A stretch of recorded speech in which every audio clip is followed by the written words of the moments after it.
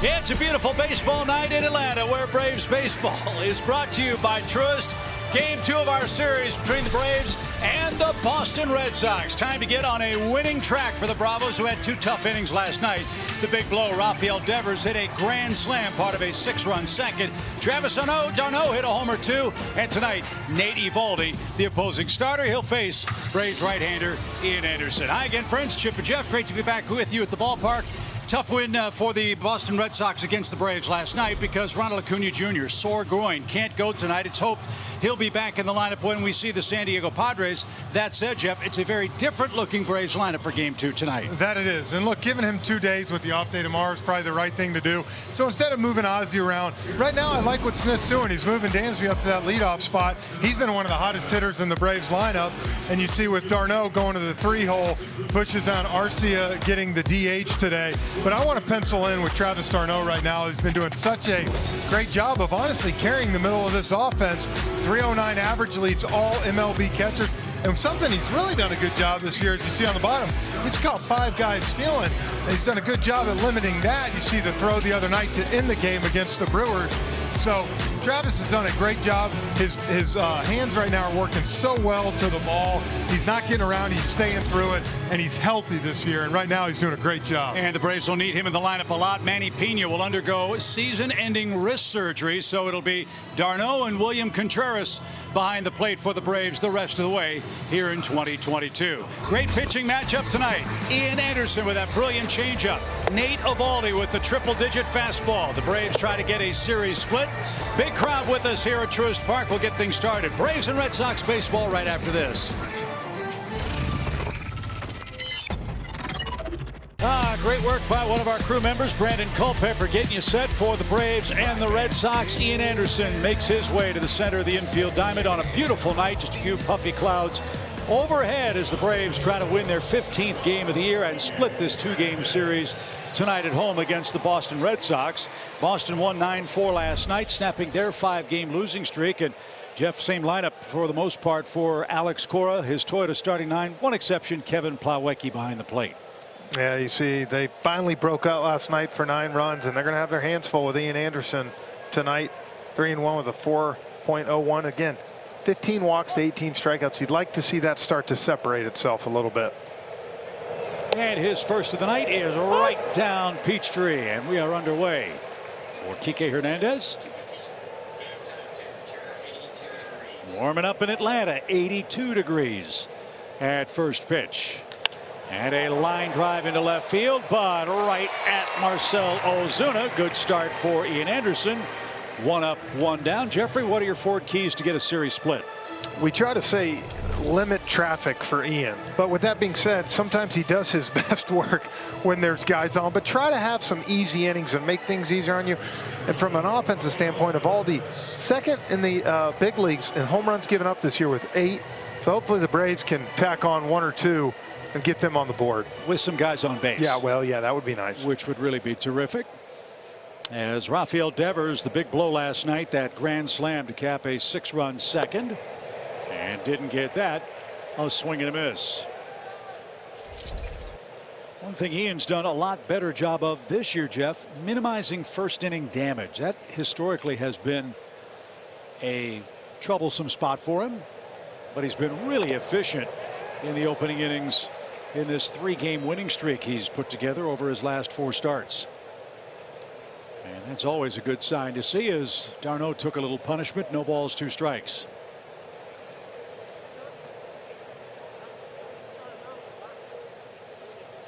Here are the guys on the set talk about how well Anderson has been pitching. He's won 7 of his last 8 decisions overall, and he has been a stopper. He is 7-2 following a Braves loss. He's trending in the right direction as that skied off to our left and into the seats. I think it just gets overlooked because it's not the dominating performance that you might see from Kyle Wright or Max Fried. You know, you look at his last start, 4 walks and only 1 strikeout, but again, he finds a way to limit damage and not let guys across the plate. And at the end of the day, that's the name of the game. Well, his first 2 big league starts, Yankees, Red Sox, back to back. That turned out all right. Yes, it did. It's out of play back toward us. And still a ball and 2 strikes for Devers. J.D. Martinez to follow here in the top of the first inning. Boston 11-19, still 10.5 games behind the Yankees in the American League East.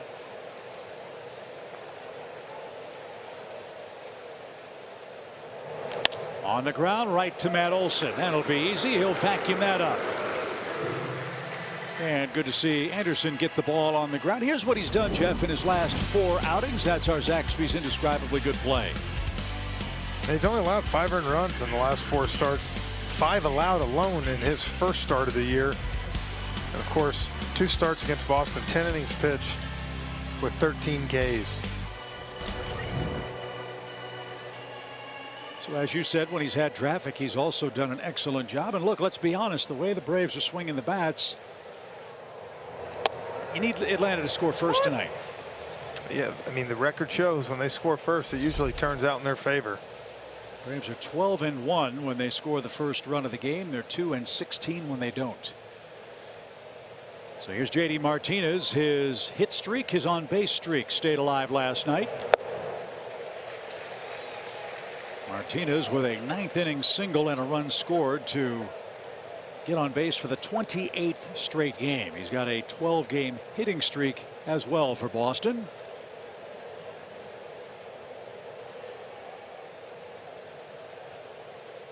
Atlanta plays him to pull on the infield. The pitch. Good try, but Martinez with a good eye. And now 1-2. Oh boy, this would be nice. He's at 11 pitches. One of the next couple pitches get out of this first inning. After that, he usually gets rolling. Curveball. It was off the plate, but a tantalizing pitch taken for ball 2. 2 balls, 2 strikes. Anderson strikeout pitches the changeup. Hasn't thrown one yet. And that takes care of J.D. Martinez. It was a curveball. 3 up, 3 down. Good start for Ian Anderson. The Braves take aim at hard-throwing Nathan Eovaldi. We head to the bottom of the first inning in Atlanta.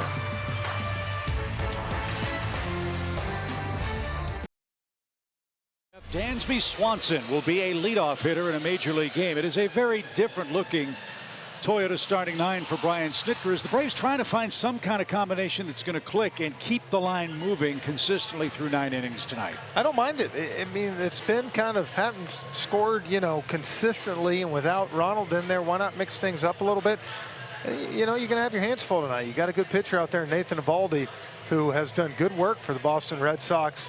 See those numbers in 6 starts. The one thing he has struggled with, we talk about the long ball, he's given up 11 runs this year. Chipped 10 of those 11 home runs. Wow. That's a lot of long balls. And the Braves would love to continue that punishment tonight as Eovaldi with that big fastball goes to work. Dansby was ready for it and fouled off 97 for strike 1. Braves have used 5 leadoff men in the first 32 games now. Albies, Rosario, Travis Demeritte, now Dansby Swanson, and of course Ronald Acuna Jr. The pitch. Talking with Brian Snitker before the game, Ronald is battling a sore groin. It's not considered serious, but I think you made an excellent point about managing his workload and rest. Yeah, with an off day tomorrow, it gives him 72 hours. And hopefully back for the Padres. As that's in for a strike to Dansby, it's 1-2.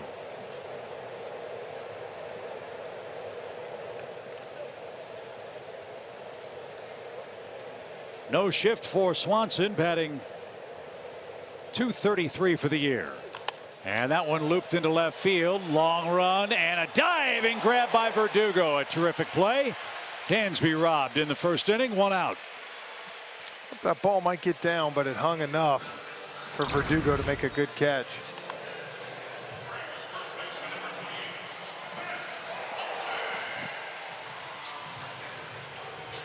So a super play for the Red Sox left fielder.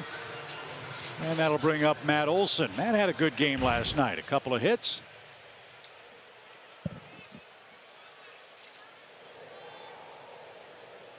Boston does shift for him. Eovaldi's got 4 or 5 different pitches, Jeff, and as you know, they're all plus offerings. This guy's got a great arm. He's faced the Braves a lot all those years in Miami.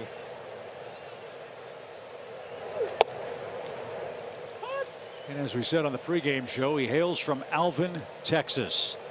Baseball fans might know the hard-throwing right-hander also hails from Alvin, Texas. The one and only Nolan Ryan. Must be something in the water as Olson swings and misses.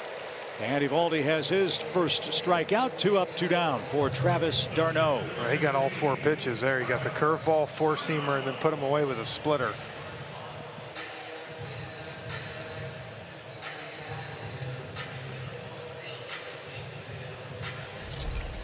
So right now the hottest Brave hitter is the man hitting third tonight, Travis d'Arnaud. He hit a home run here last night. 309 average for the Braves catcher. Still has the highest batting average with a minimum of 60 plate appearances of any catcher in the major leagues. He's at 309 on the year. Punishes the AL East, as Jeff mentioned last night. There's that split.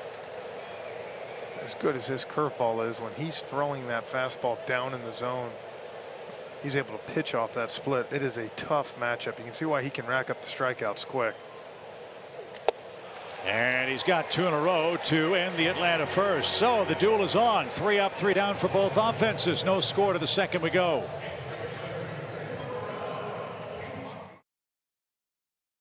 Look at our player comparison, Jeff, brought to you by Landmark. Eovaldi and Anderson certainly have dealt in postseason play too. And both have done a great job. Look at that. Those are some strong numbers. Eovaldi, 2018 World Series champ, pitched in 3 World Series games, 8 innings pitched, only 1 run. And of course, last year Ian Anderson in that start, 5 innings pitched, 0 hits and 0 runs. And the problem for Eovaldi, just doesn't get a lot of run support and hasn't of late for the Red Sox. That was a major problem for them coming into action here last night. Hard to believe that a Boston team would enter a series 12th in the American League in runs and 14th in on base percentage, but that was their fate before their game 1 win yesterday. So we'll see if Atlanta can knock them down a peg or 2 here in game 2 as Xander Bogaerts leading off the second inning. No score. Great start for Ian Anderson. 3 up, 3 down in the first inning.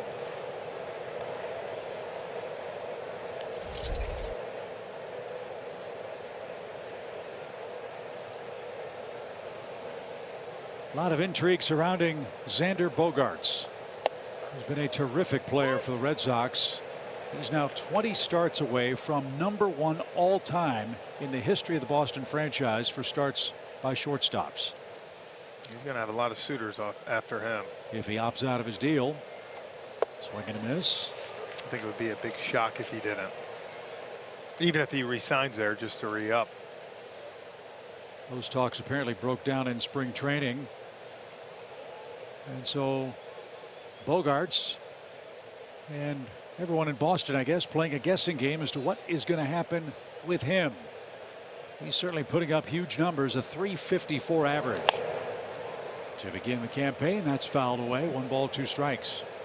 Even over the years, I think Boston, just like the Yankees and stuff, still spend a lot of money. They're just trying to be a little bit smarter, you know.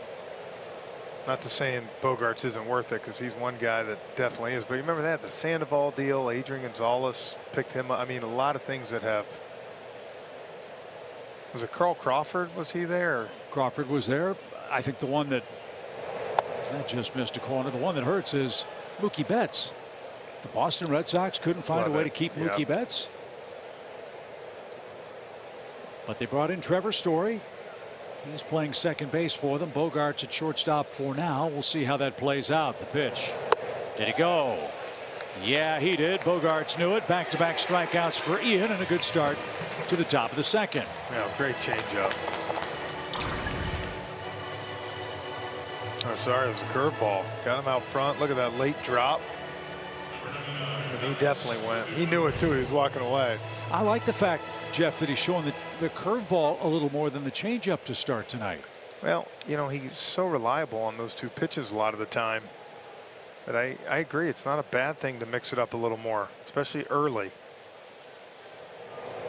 And to your point about improving that strikeout to walk ratio, well, he's gotten 2 strikeouts on the curveball to JD Martinez and Bogarts.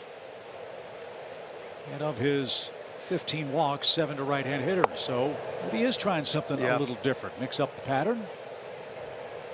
And so far, so good tonight. Verdugo, the batter. This guy's a tough man to strike out. But he's off to a slow start at the plate, batting .213 for the year. The pitch. And that's hammered into the right field corner.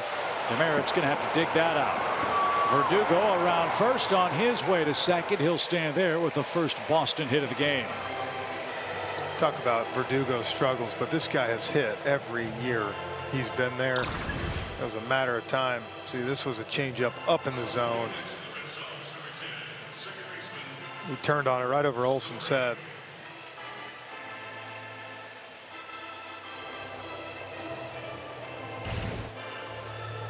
So here is Trevor Story. The story for him this year has been a slow start in Boston. Look, new city, new expectations, big contract. He was hearing the Boo Birds from the Fenway faithful on their last homestand, but last night gave them something to cheer about. 2 hits, 2 RBIs. And an RBI chance for him here in the second inning tonight.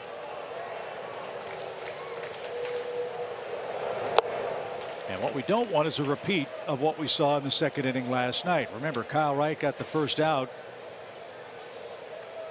And then Boston went to work, scoring 6 runs. Kind of fell apart quick.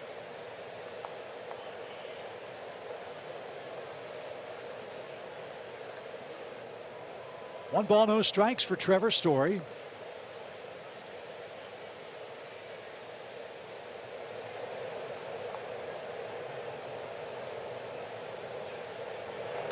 And fouled at the plate.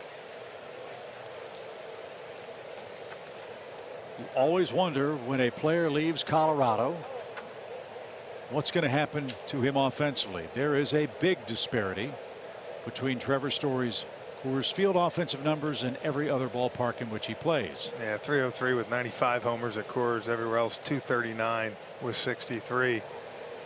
Interesting enough, though, I mean, that happens to all those guys when they leave. And whether you like it or not, when you play there, the numbers are going to be inflated from an offensive standpoint. 1 ball, 1 strike. Rifled towards center. Duvall on a dead sprint. Not getting there.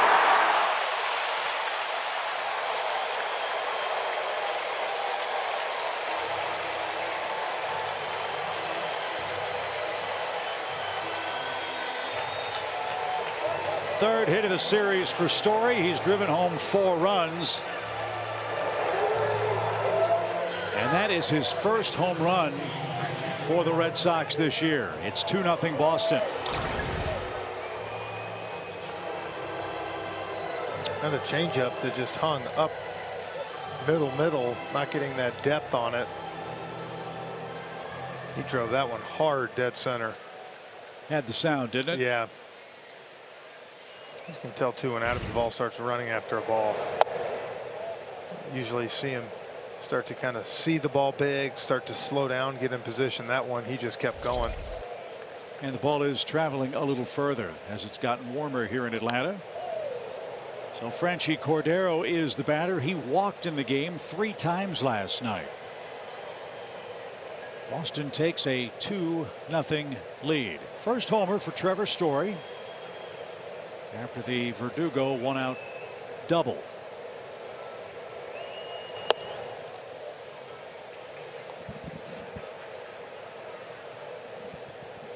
Is that confetti? Yeah, I think it is. They celebrated his first homer with a confetti shower in the Boston dugout. It's been a long time coming. And that's a strike. It's 2-2.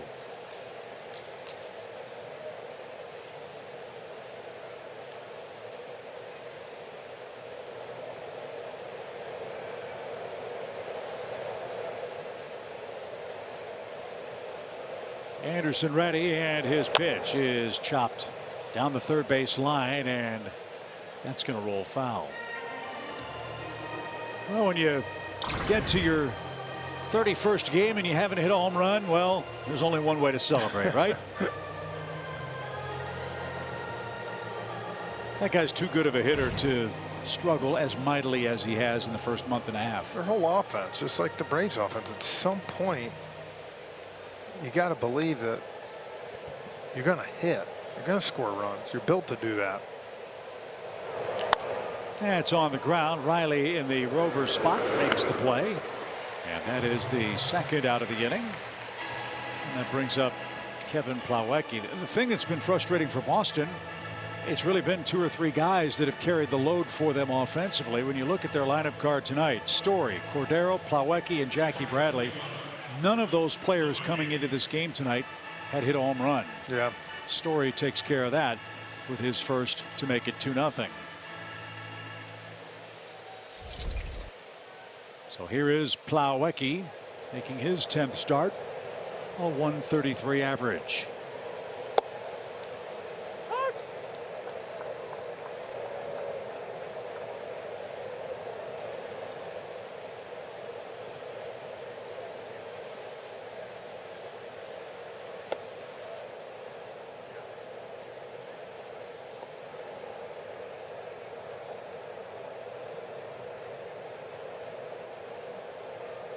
There's the Braves defensive lineup. 1 ball, 1 strike.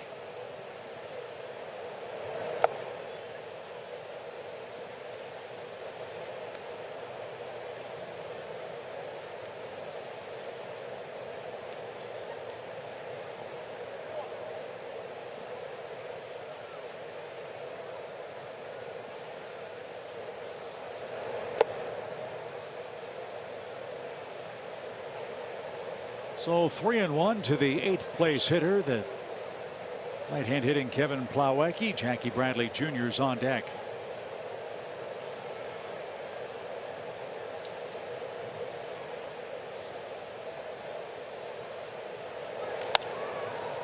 In the air, curling toward right, and Demeritte is under and puts that away, and that'll retire the side. Verdugo doubles, Story homers. Boston takes a 2-0 lead.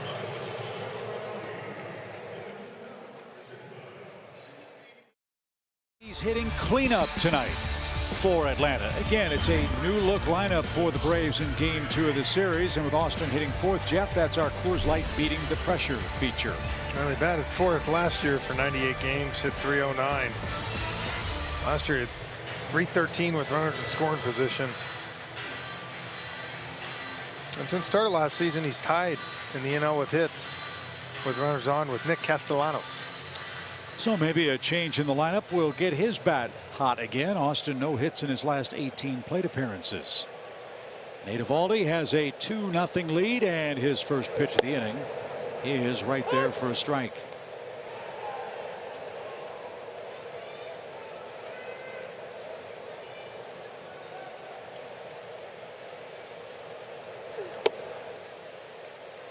Well, you can really hear Eovaldi working all the way up in the press box. He is grunting with every pitch. And there's one thing, you know, maybe as you work into the count to be patient, but if I'm these Braves hitters right now, I'm getting ready on that first pitch. He's giving 96, 97 and giving it to you down the middle. Riley was ready for that, and Austin fouled it back. A ball and 2 strikes. That's a good point. Counting the 2 strikeouts in the first inning, Eovaldi 38 strikeouts, just 6 walks. So yeah, he is around the plate. He is. He's coming after guys.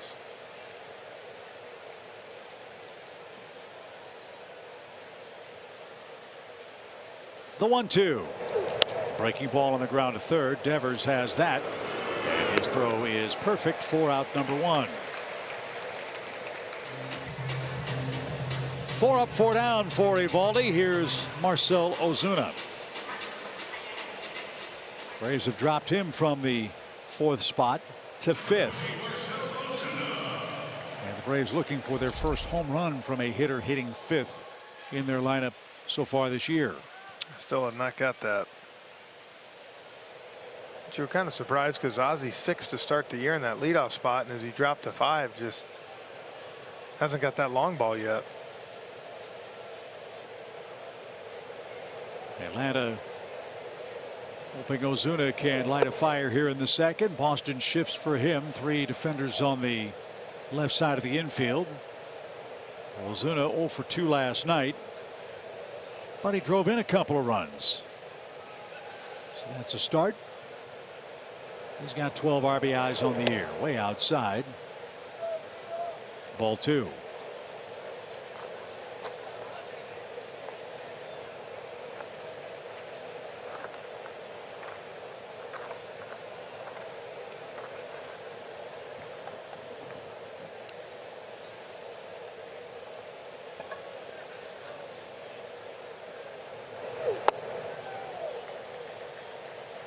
So he's way ahead now. 3 balls, no strikes. 99 on that fastball.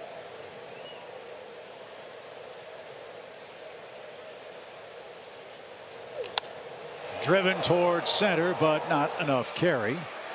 And Kike Hernandez will handle that. 5 up, 5 down. Ozuna's retired. And here's Ozzie with the bases empty. I'm not a huge fan of 3-0 swinging sometimes in certain situations like that where haven't had a runner yet. You know, you've been struggling. I get the mindset there. I'm going to get this fastball. You know, maybe I can get myself going, but at the same time, maybe you get Eovaldi in the stretch. And with a guy like him, once you see 3-0, good chance you're seeing it 3-1. So Ozuna swung 3-0, flies out. Ozzie Albies, the batter. He's batting .223. He too 0 for 4 last night. That's smoked to center, but Kike Hernandez will have plenty of room to handle that. Eovaldi's efficient. 3 fly ball outs. He's retired the first 6 and enjoys a 2-0 lead.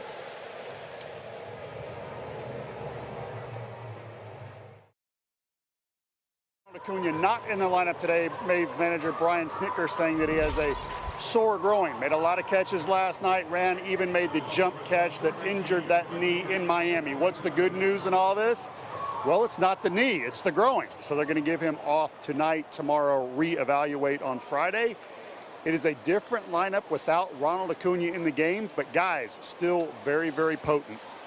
And hopefully it will be tonight, Bertie, as the Braves are down a couple of runs. Jackie Bradley Jr. will lead off. Bradley Hernandez endeavors coming up against Ian Anderson. And look, this is the major issue for the Braves with regards to Ronald Acuna Jr. I think everybody wants to see him play every inning of every game. That's ideal, as that's whacked into right field for Bradley, a leadoff single. But to keep him healthy, to make sure that that knee and everything else is going to operate at peak capacity, sometimes you have to sacrifice 9 innings to avoid losing him for 9 or 10 games. Yeah, and you get so worried about, you know, the knee that you forget, like that, the groin. There's other things that can tick up on you. And, you know, for him, he ran a lot in that outfield last night. Made 2 long runs to that warning track down in the corner. So like I said, if it's even close, give him with tomorrow's off day, give them both, and hopefully I would expect to see Ronald back in there Friday night. Kike Hernandez with a shift, runner at first, and downstairs 1 ball, no strikes. You saw William Contreras sitting next to Ronald on the Braves dugout bench. He takes on a more prominent role for the team now that we found out Manny Pena, that left wrist still problematic. He's going to have season-ending wrist surgery. And it's hoped he'll be ready to go for the Braves come spring training 2023. Runner goes, good jump. d'Arnaud's throw is a laser. Bradley's gunned down. It's like a new guy throwing guys out all of a sudden now. 6 guys thrown out this season. And that was an easy throw out for Travis d'Arnaud. d'Arnaud threw out 2 would-be base stealers a couple of games ago. Last time he did that was 2019. But you're right, that was as easy as they come. Yeah, with a fast runner and Bradley Jr.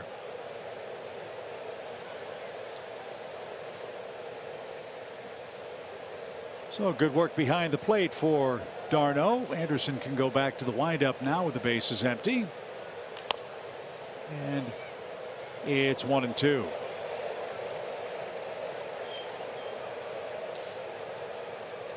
Well, the pitching's been good for the Braves. The defense has been excellent for Atlanta. The last big component is getting the offense on track.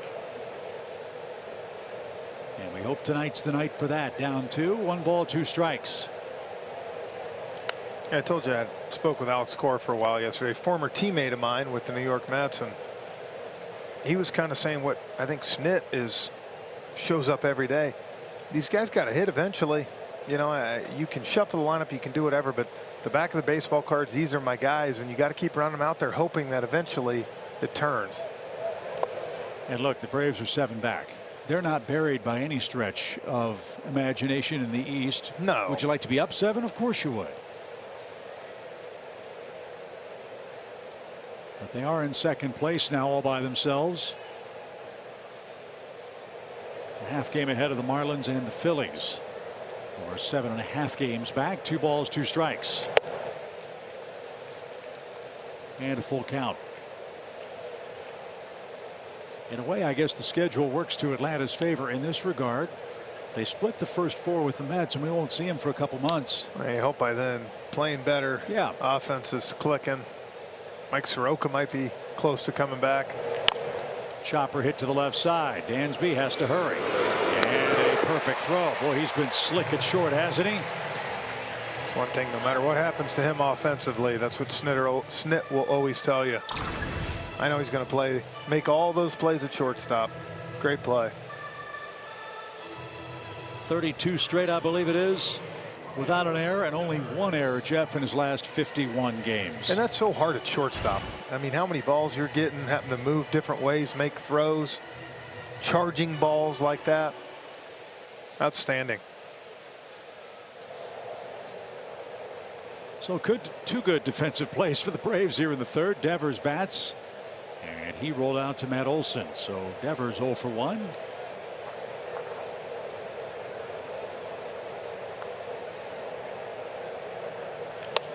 And a ball hammered into right again. This one off the base of the wall. It bounces up high. Demerit bobbles, and Devers in at second. He's got a double. Guy can just flat hit. I mean, it's one of those that you just watch. Here's a curveball down in the zone.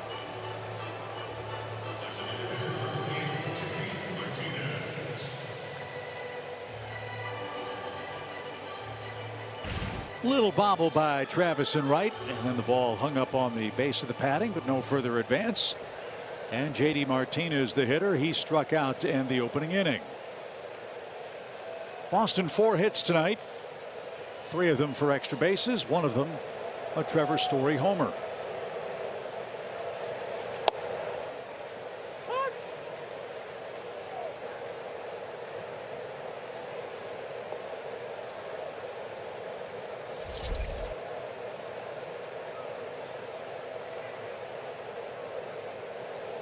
Want to come back and win this game, you get to 2 outs, you got to slam the door shut. Let's see if Ian can do that.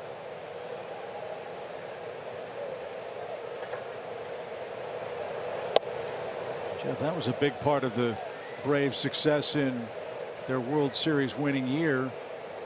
When they had a chance to end a threat, they ended it. Yeah, last year they were plus 85 in the run differential. This year they've been outscored 62-45 with 2 outs. It's a big difference, plus 85. It's a 100-run swing. And a base hit up the middle. Here comes Devers around third. Duvall loads up. Here comes the throw. It is too high to be cut off. He's in safely. And into second on the throw is J.D. Martinez. It is a 2-out run scored. Boston extends the lead. It's now 3-0. So his hitting streak, his on-base streak continues. And the Red Sox extend to 3-0. Well, those curveballs that didn't do much. The ball got this pretty good, just too high.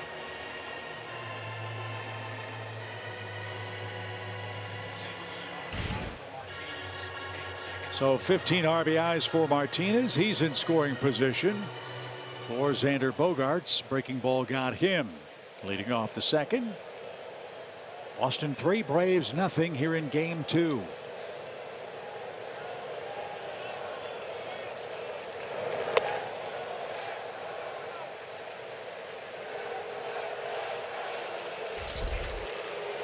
Another big crowd in Atlanta tonight.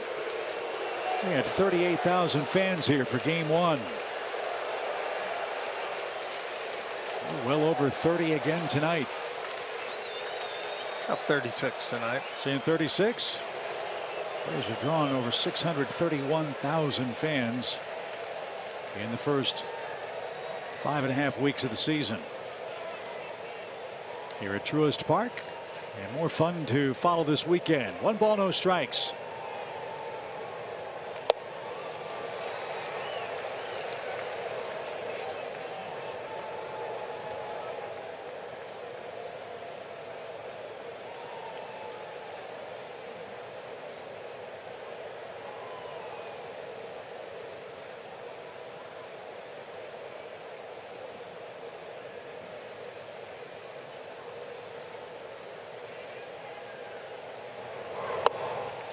Good changeup. So he's a strike away from ending the third.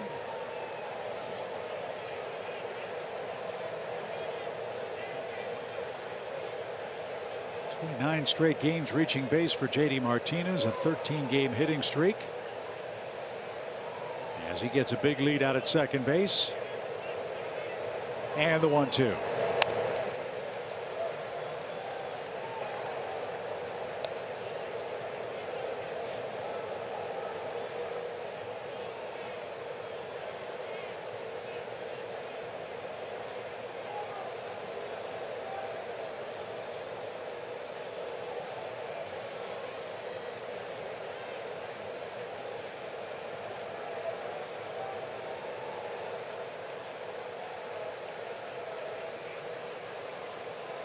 Now the pitch.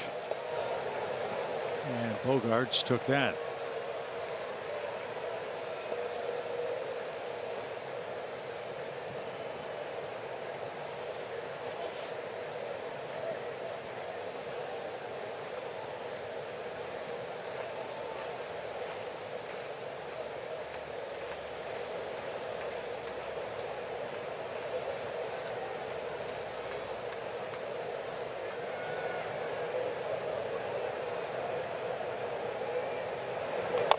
Little chopper off the plate. Riley will charge. Gloves, grabs, guns, got his man. Nice play.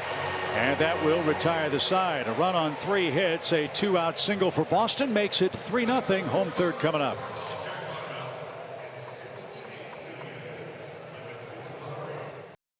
Ackworth, Georgia. Donna's been a member since 2012, and her favorite A-list perk is being the first to know about special upcoming events and postseason priority access. Congratulations to Donna Cox, today's A-list member of the game. Nate Eovaldi has a 3-run lead now. Duvall, Arcia, and Demeritte coming up for the Braves. Atlanta looking for its first base runner in the game. And a strike. Well, this is an embarrassment of riches for Eovaldi. He's pitched well, and the Red Sox haven't scored much for him. He's got 3 to play with tonight.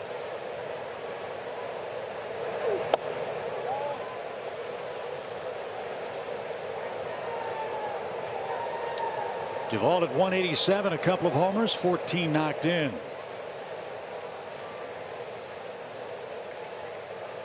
Adam was 0 for 3 and walked last night. As we said, Eovaldi is around the strike zone. The problem is he has 5+ pitches, and they're all on target in the early going tonight. You got to get ready for that fastball to me early with him. As you said, the splitter curveball, when he gets ahead now like this, it's 3 pitches to go to. And right on by a blistering 98-mile-an-hour fastball. That's 3 strikeouts. He set down 7 straight.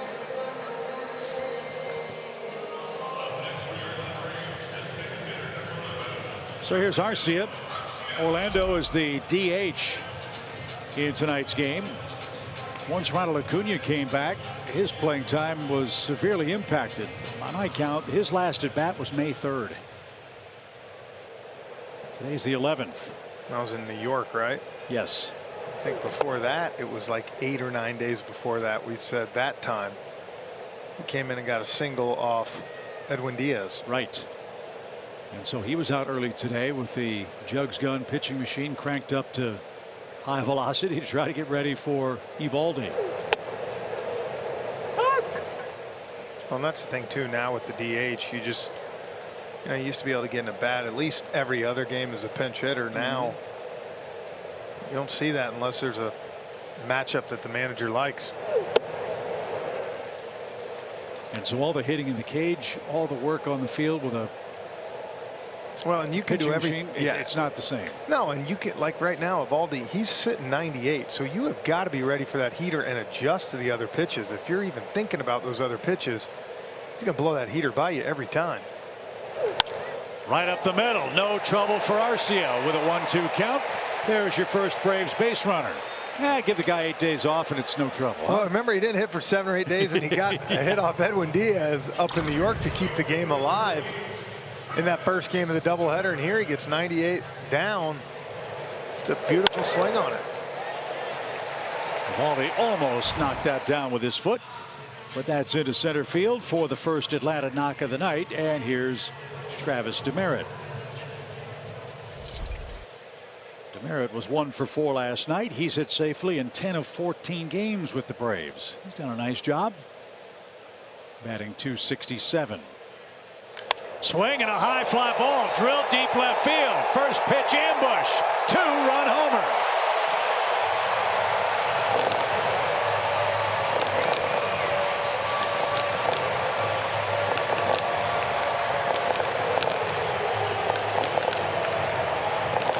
A no-doubter from Demeritte.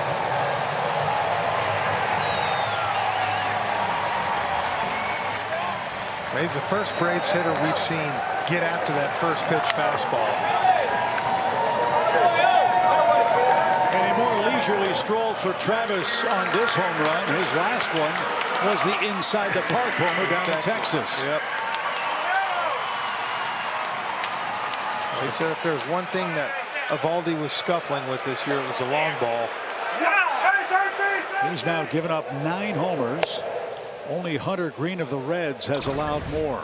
And Green's another guy that throws in the upper 90s. Well, kind of just tailed over, back over the plate, and he turned on it. Line drive. So we got a game again. It's 3-2 for Dansby Swanson. A ball and a strike. Got the foot down beautiful. Look at him still rocking the pink tape from Mother's Day.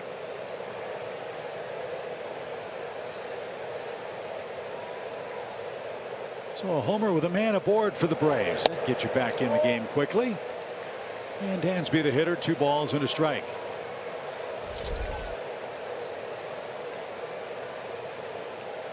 Dansby lined to left. Verdugo made a tumbling catch to take away a hit. And now you've got Eovaldi behind in the count. He struck out Duvall. Arcia single up the middle. Demeritte a homer, and now Dansby in the driver's seat.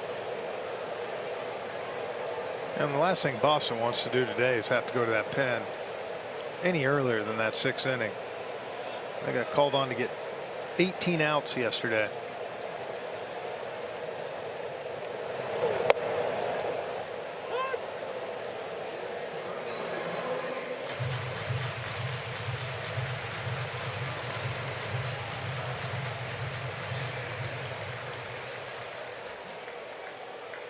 A payoff pitch is due for the Braves shortstop.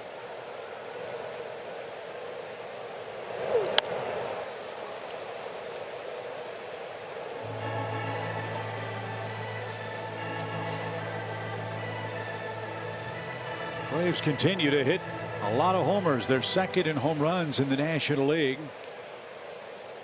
38 homers in total. 28 of them have been solo shots. That's a ratio that will even up as the summer goes along. And Dansby takes a breaking ball inside. There's ball 4, and another homer would give Atlanta the lead. Here's a look at what Demeritte did. He got ready for that first pitch fastball. You see in off the plate a little bit. Gets his foot down, pulls his hands in beautifully. Drives it over the Red Sox bullpen.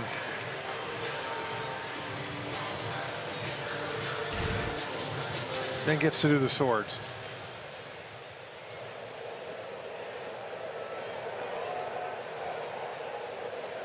Matt Olson struck out. As you said, he saw everything Eovaldi has in the arsenal. That's the only good news for you. You've seen all 3 pitches from him. Yeah. You know? He couldn't hit any of them. No, but it's like we talked about. You know, some guys, Smoltz used to talk about try to get through the first time his orders, throwing nothing but fastballs if he could. It's got the whole left field line to play with. They play him to shift. See if Dansby thinks about running. He's been successful in his 3 stolen base tries. I think it's a great idea too. When you're not scoring, you got to force the issue sometimes. Put pressure on the defense.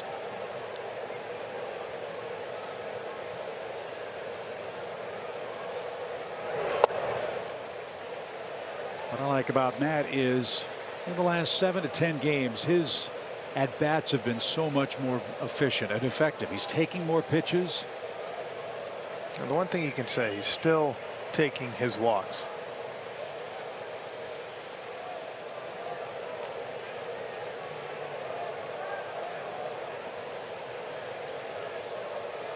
.21 walks for Olson. Far and away leads the Braves. Runner goes. Good jump. Pitch is a ball. The throw to second is a strike, but it's going to be late. Dansby swipes second.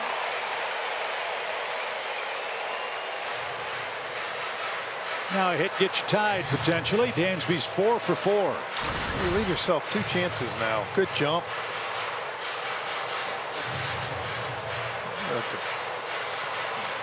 The base almost came out. And that was a ball off the plate, so it's 3-0. Look at this. Watch the base, Chip. Almost pulls the bag with him. I wonder how that would be scored. If the base comes out of the anchor and he's holding it on his chest. Pop fly foul. He was swinging 3-0. 3 balls and a strike. Ozuna got the 3-0 green light, flied out. Olson fouled it back and lives to swing again.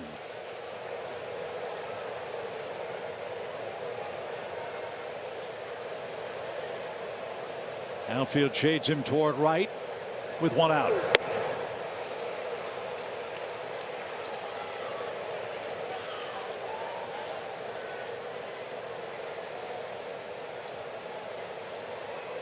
So from 3-0 to 3-2 with 1 out.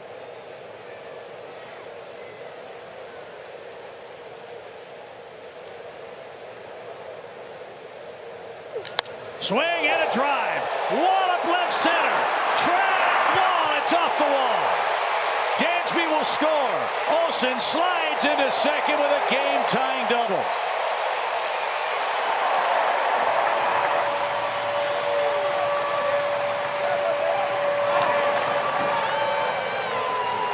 That's the first hit Eovaldi's given up to a runner in scoring position all year, and it's a 3-3 game.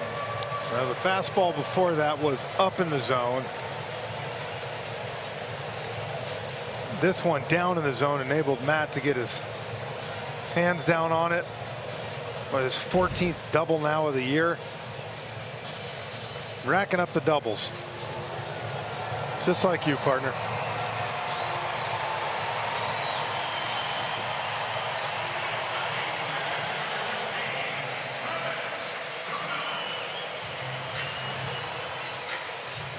So the Braves off the deck with 3 in the 3rd. And now Travis d'Arnaud is the batter. This is why he's hitting 3rd, Jeff. We talked about it in the open. He's been the hottest guy. One guy on the team that's really been. Dansby also with runners in scoring position, but d'Arnaud 9 for 17. All of a sudden, the second time through the lineup and the bottom part of the order there with Demeritte and Arcia, but they're getting on this fastball. Look, he's a power pitcher. He's gonna throw it. No balls into strike. Olson a big lead. The pitch. He might make you look bad on a splitter or slider. Okay, you know, wipe it away and get to the next pitch. Look, I know there's all kinds of video. The Braves know the scouting report. These guys have seen him before, but you can't help but wonder if a hitter is surprised at 98. Because it's a legit 98-99. The pitch. And that's off the plate. Garneau took it. 2 balls and a strike. But to your point, second time through the order, now they know what to expect. Eovaldi staked to a 3-run lead. He's surrendered that here in the Braves' third. Single, homer, walk, double. Pitch. Right under his hands.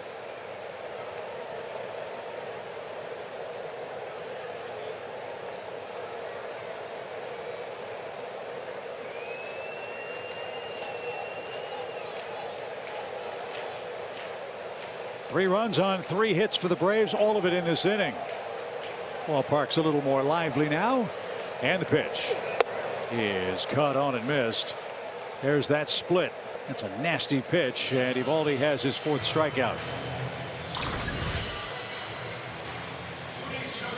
Yeah, good pitch down to the zone. So now bookend strikeouts for Eovaldi, but in between it, single, a double, a home run, and a walk. Not too many guys throw the split finger, and I'll bet you they don't throw it as hard as Eovaldi does.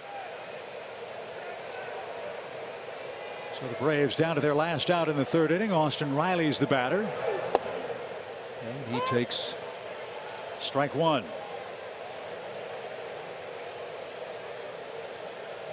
As Jeff mentioned, back in the number 4 spot where Riley was so productive and destructive for the Braves last year. Made a great push for the MVP honors in the National League. Pitch on the ground. That's a fair ball. Devers loads up, and his peg to first is in time. But the Braves come right back. That was good to see. Arcia with a single. Demeritte a 2-run homer. After Dansby, Swanson walk and steal, Matt Olson doubles him home to tie this game 3-3 after 3.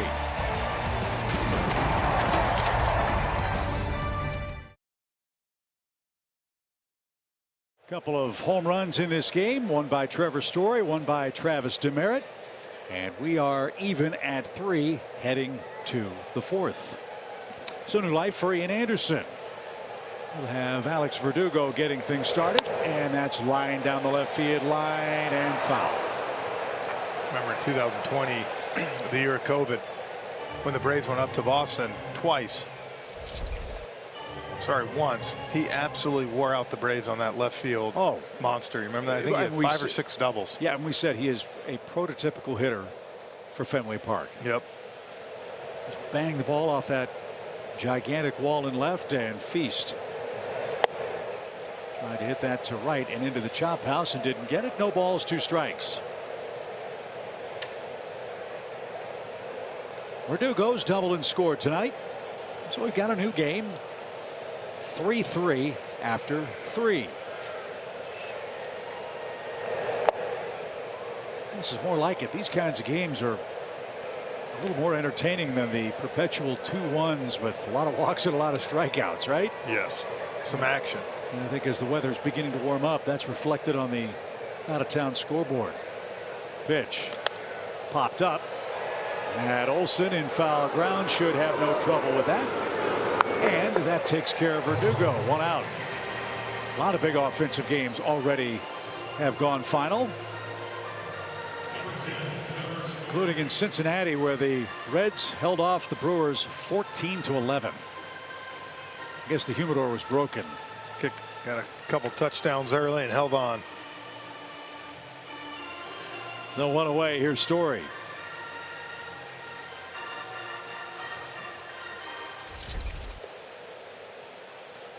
First home run as a Boston Red Sox came in the 2nd inning.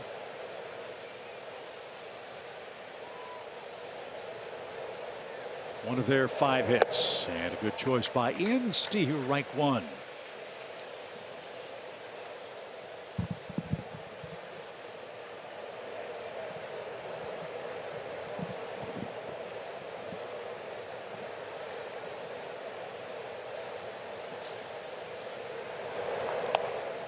Bounces up there. A great stat man Hal Galima tells us the Reds in their win today gave up 5 homers and 1. That doesn't happen too often. But it is the Great American Small Park. Say, can happen there. 1 ball, 1 strike for Story. Good buddy Brian McCann was built for that ballpark. Oh man, did he ever hit one in the river there? I don't think he ever got one into the river, but he got it high up. He'd get that skyline chili in before the game, and that'll give you a little extra spring in your step, won't it? 1 ball, 2 strikes. Yeah, that's the cool thing about Cincinnati. If you hit the ball in the river, you play in Ohio, but you could homer into Kentucky. yeah. One of the quirks of Cincinnati's ballpark. We'll see that beautiful place later on in the summer. But no place more lovely than Truist Park on a spring night. 82 degrees, 3-3 game. And Story was frozen. Anderson inside corner buries a fastball, and that's out number 2. Excellent pitch. Last time got him the changeup he gave up for a home run. Here Ian dials up a good 4-seamer. Right in the inner half, and Story knew it. He's thinking changeup. 2 strikes. He's going to throw the changeup as out pitch, and he threw a surprise party. Whatever it was, he wasn't thinking heater in. I'll tell you that. It was a perfect pitch. As Franchy Cordero hits with the bases empty.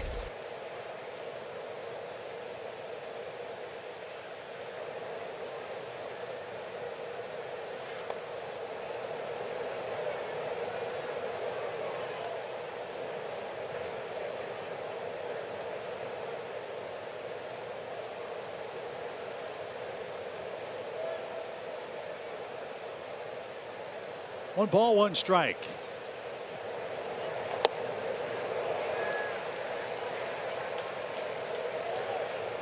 That is such a devastatingly good pitch when it's on.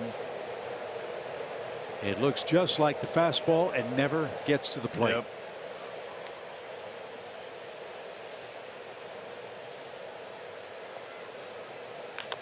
And a comebacker will take care of the Red Sox. 3 up, 3 down for Anderson. A shutdown inning for him. Let's see if the Braves can give him a lead next. It's Christian Yelich's day. Guess what he did, Jeff? He hit for the cycle again. He's done it 3 times in his career, and all 3 times have come against the Cincinnati Reds. That's pretty amazing. Whatever their scouting report is, they might want to change it. Yeah, I would think so. But the Reds got the last laugh. They won 14-11. What was the time of game on that one today? Oh man. But hey, the Reds getting hot. That's their 7th win. Got to start somewhere. Yep.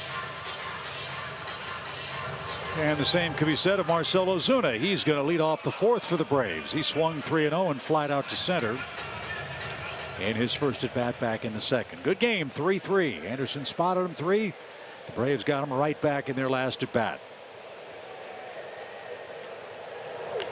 On the ground, 1 hop to Devers. Marcel's in that thing right now where he's either late or he's early. Get blown up 3-0, so he comes out, says, I'm going to get ready for a fastball, and rolls over. Ozzie Albies lined out his first time up. He's 0 for 1. It's the toughest thing in the big leagues when you're trying to get out of a slump. And it's not like you get many easy, people you're facing on the mound to do it against. We've talked at length about the lineup change. Does that bother you as a hitter? And by bother, I mean, does that affect you, your preparation, or what pitches you see, circumstances that come up in the game? I don't think so as much anymore, just because there's so much scouting reports. Definitely, a team comes in, they're going to have, don't let this person beat me. Right. You look at the 2 or 3 hot guys, and if there's a situation that arises and we got to pitch around them, we're fine to do that. But like I said, now there's so much video.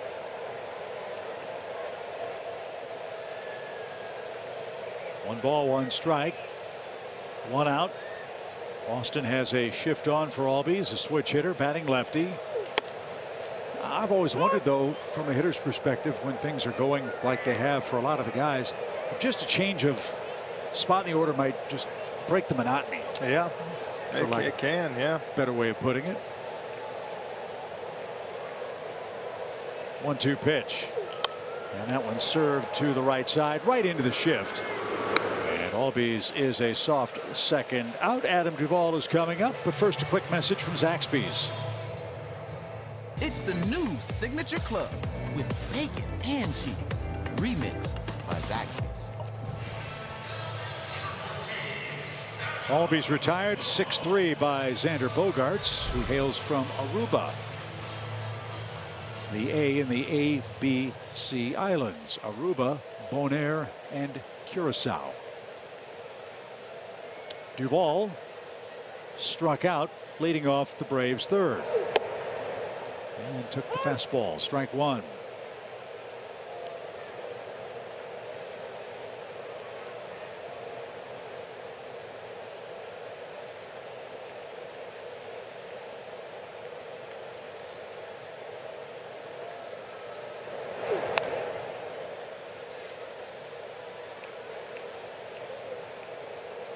A 98-mile-an-hour fastball, then an 88-mile-an-hour split finger pitch.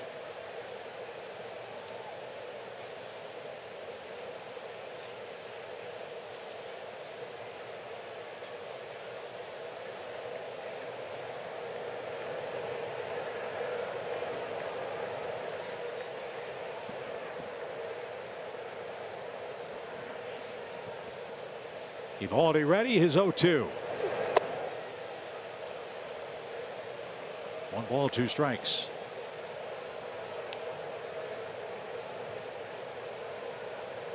Three's about as many as Eovaldi has been giving up this year. He's given up 3 earned runs or less in all 6 of his starts. Braves have tagged him for 3 in 3 2/3 tonight.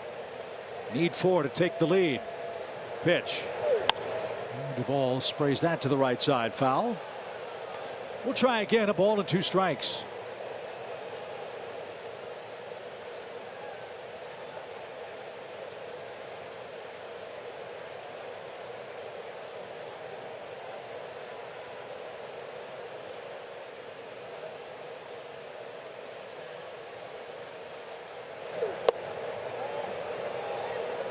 Terrific take.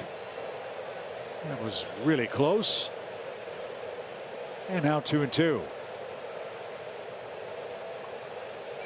Arcia waits on deck with 2 men out.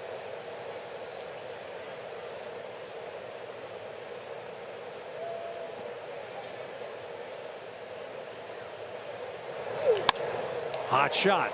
And that's past Bogaerts. He can't flag that down. So Duvall's aboard with 2 outs. We can see how that's scored. Remember, Bogaerts got a tricky hop last night. It ate him up a bit.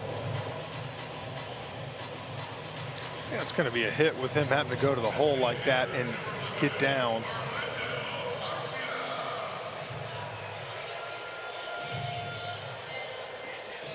Yeah. Tough play. Mike Stamos is our official scorer. Good guy. Good baseball man. And I think he got that one right. Here's Arcia.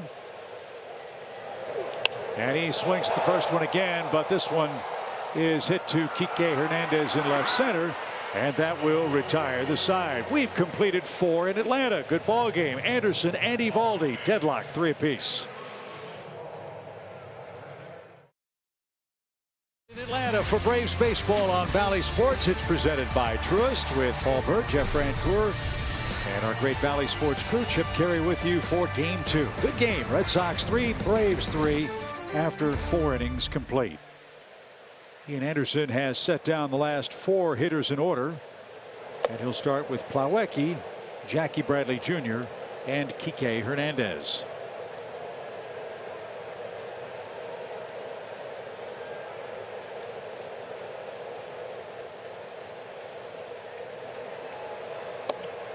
Here you are in the 5th now. Ian, 69 pitches. Try to get him through 2 more innings. You can maybe go to O'Day, Smith. I guess Minter, after throwing 1 inning, can throw again tonight, but you got Minter, Smith, O'Day, and Jansen available.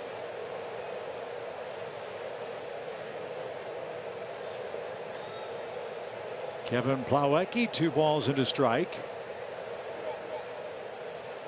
He flied out to right in his lone trip to the plate tonight. And this one is golfed toward the gap in left center. Ozuna's going to have to play that off the fence. And Kevin Plawecki with a leadoff double gets things started for the Red Sox.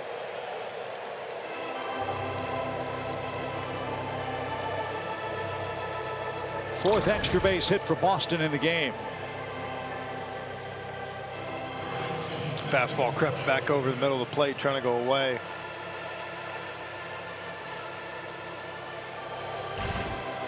Smoked it in the gap.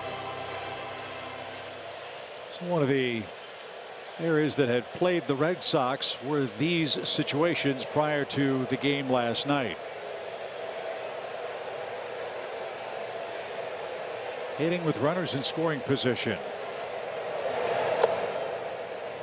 The Red Sox had a stretch of 9 for 77 with runners at second or third base. They took care of that last evening, scoring 9 times on 11 hits.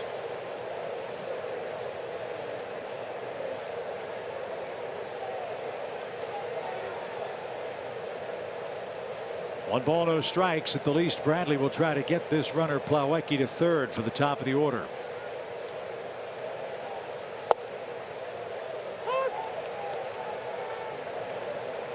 And the Red Sox in this series have indeed taken care of their rispy business. They are 6 for 17 with runners at second or third base against the Braves staff.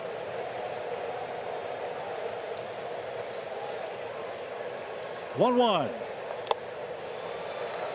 And now 1-2. Don't know how this at bat's going to work out. Don't know what's going to happen with Kike Hernandez, but in this humble reporter's opinion, one reason why offense is down. And Bradley moved the runner up with a productive out.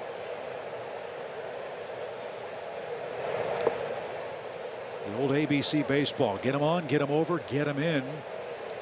With all the home runs and launch swings and the strikeouts supposedly not mattering, we're not seeing that kind of small ball in great numbers all around Major League Baseball, at least not the last couple years. And hopefully Anderson can take care of Bradley here for the first out.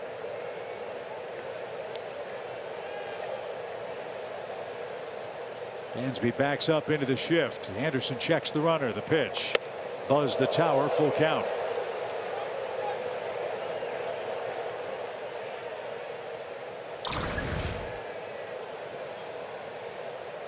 Try to come in. Maybe that'll set up this changeup now if that's the route Ian decides to go.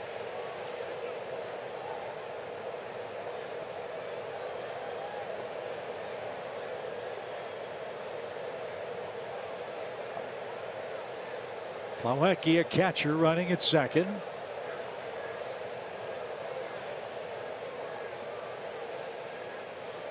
Anderson now with his 3-2 pitch. And he got him. Bradley swung through it. Can't advance the runner. So with 2 strikes, Jeff, he does go to the changeup and he gets a first big out. Yep, pulled the string on him. Set up with that fastball in, and now facing the top of the order. Opposition's hitting .353 off Ian, third time through the order so far this year. So we'll keep an eye on that as Kike Hernandez bats. He's 0 for 2 tonight, 0 for his last 17. That's what scares you a touch.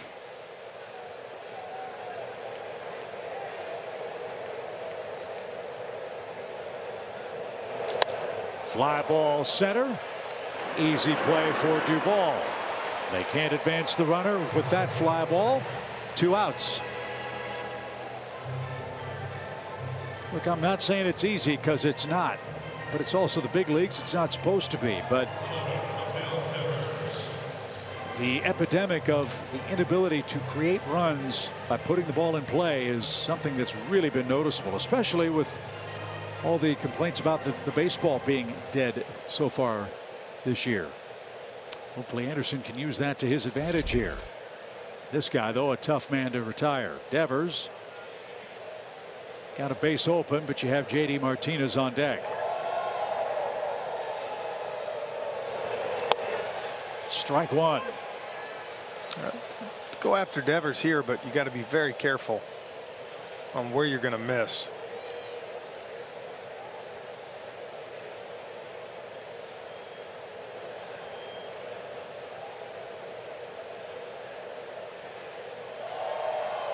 Dansby right behind Plawecki, now backs up to the cut of the outfield grass.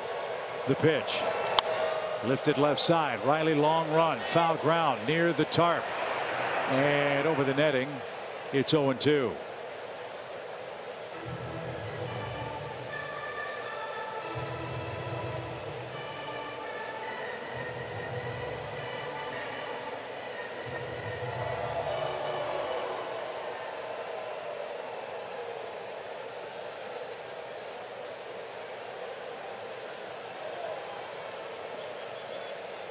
Anderson one strike away from working around a leadoff double.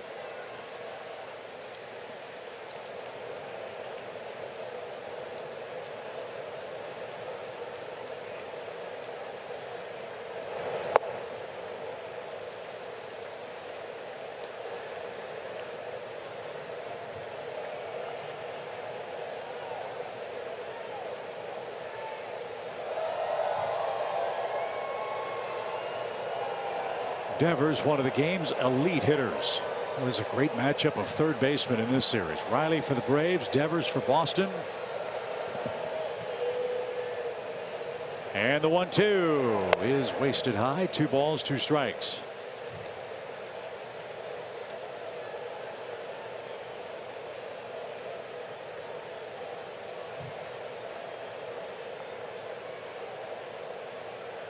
Devers does not strike out much for a man with his great power.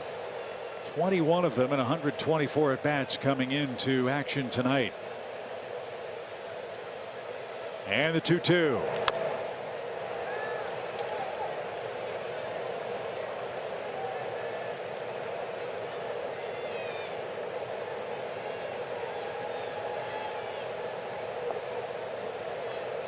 .83 pitches for Ian with 2 outs in the 5th.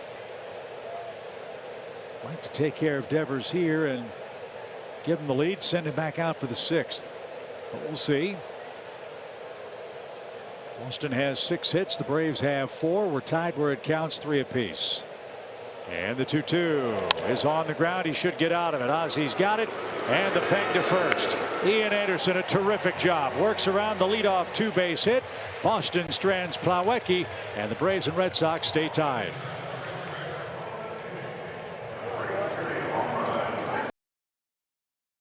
As we head to the 5th, the man leading off, Travis Demeritte, got the Braves on the board. The bottom of the 3rd with a big home run. First pitch, fastball in off the plate. Look at him, short and quick. We saw Eovaldi getting ahead of everybody with fastballs, and he does a beautiful job of pulling in the hands. And we're going to take a look at our StatCast 3D powered by Google Cloud. 415 feet, just a tick under 110. A big hit, and really kind of got life for the Braves and got them back in this game. Out in Francourville. Yeah, absolutely. Turn and burn. So Demeritte, last 2 homers and inside the Parker, and this one against Nathan Eovaldi, who's deadlocked at 3 apiece. Demeritte, Swanson, and Olson coming up. We're in the 5th.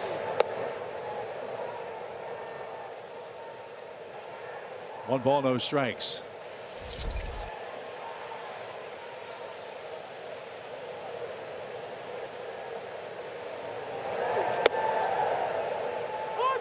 We've talked quite a bit about Travis and his journey. The Braves traded him to the Tigers in the Shane Green deal. They got him back. He's reworked his swing. Brian Snitker really loved all that hard work he had done. And was, if not a surprise in spring training, certainly was a man that opened a lot of eyes. And when injury struck, he got the call and he answered it. Didn't play in the major leagues last year. It's always someone that comes down to camp and opens eyes, and this year it was him. That one is swung on and missed. Plawecki will recover. And there is out number 1.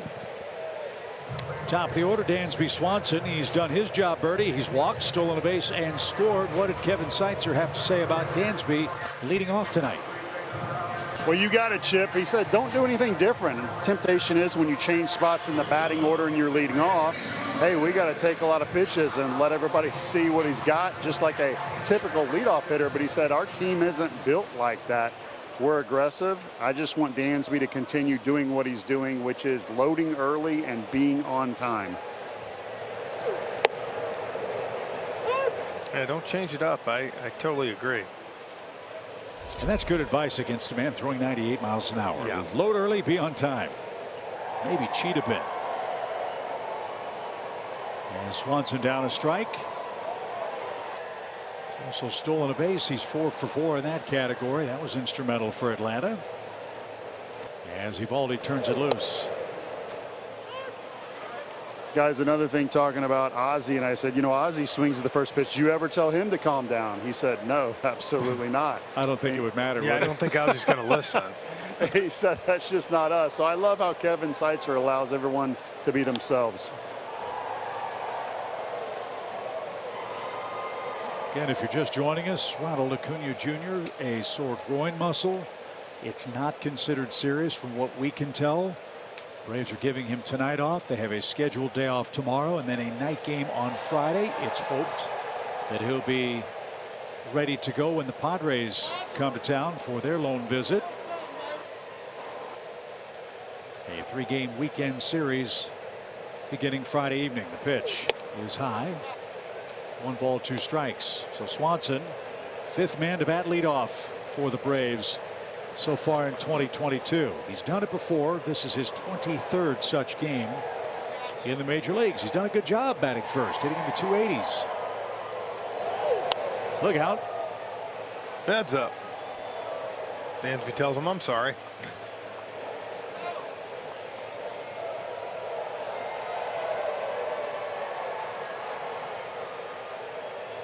Braves are down 3. Snit's bunch fought back with 3 in the 3rd to tie it up.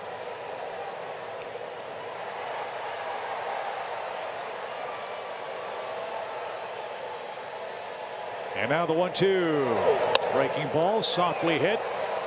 Kike broke back, now scampers in and makes the adjustment. That is out number 2. Matt Olson has struck out. He's doubled home a run. That gives him 14 RBIs. He's been hot, and that's brought to you by Texas Pete. 14 doubles. Now, first in the league after he added that tonight.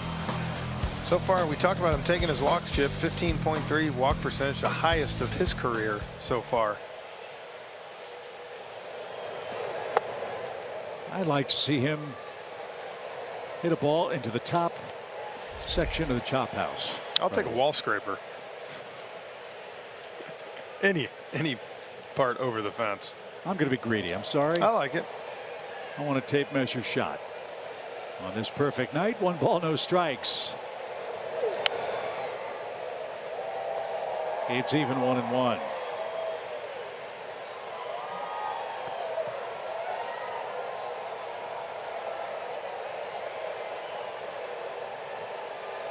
That's how the Bo Sox line up against Olson.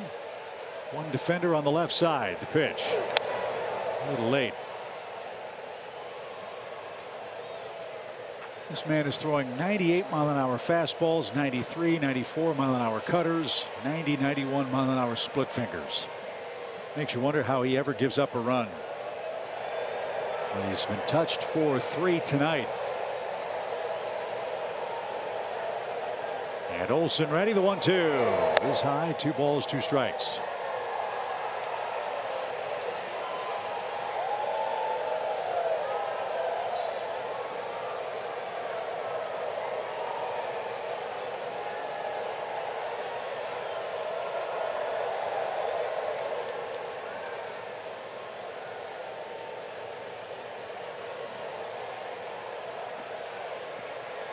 Right-hander ready, and here it is. Little chopper over the mound. And the peg to first will get Matt by a step, and that will retire the Braves in the 5th. We go to the 6th, still deadlocked, 3 apiece at Truist Park.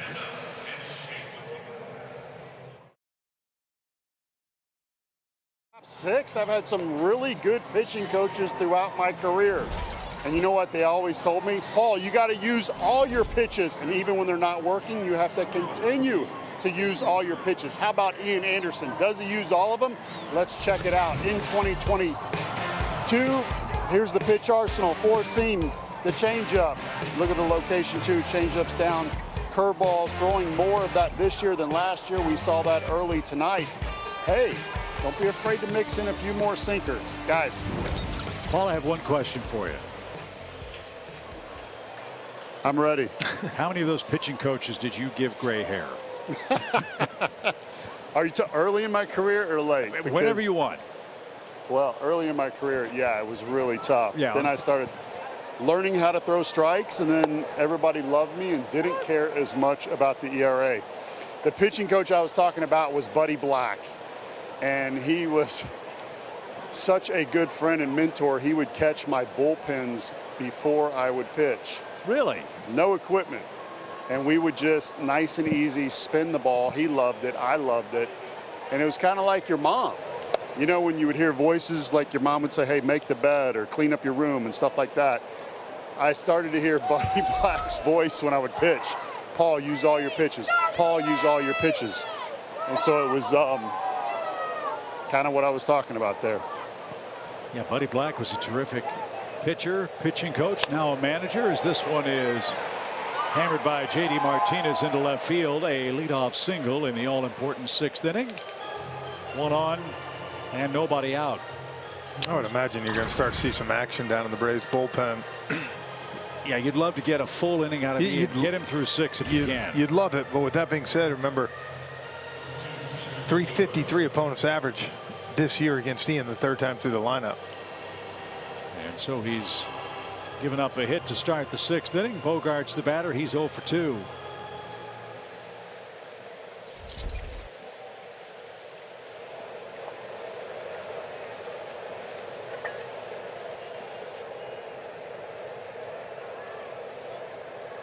Colin McHugh is the first man to start to play catch for the Braves. As d'Arnaud, great stop. Helmet goes flying, mask goes flying. He gave up the body and kept that ball in front of him. Man, oh man. Yeah, phenomenal job. That saved a base. Watch this. Spiked curveball. Ooh, off the mask.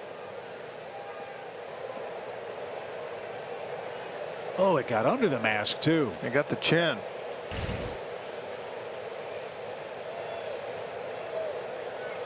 That's what that metal protrusion is there for on the bottom of the mask.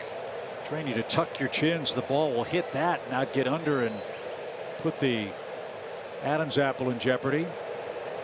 He was trying to do that, but it just crept underneath. But he's all right.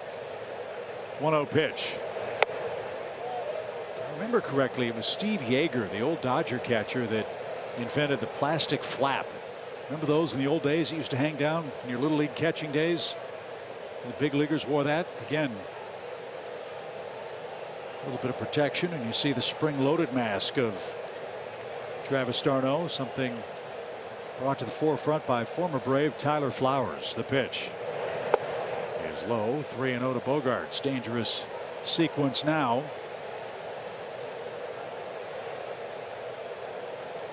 Verdugo and Story lurking. Colin McHugh getting ready in a hurry.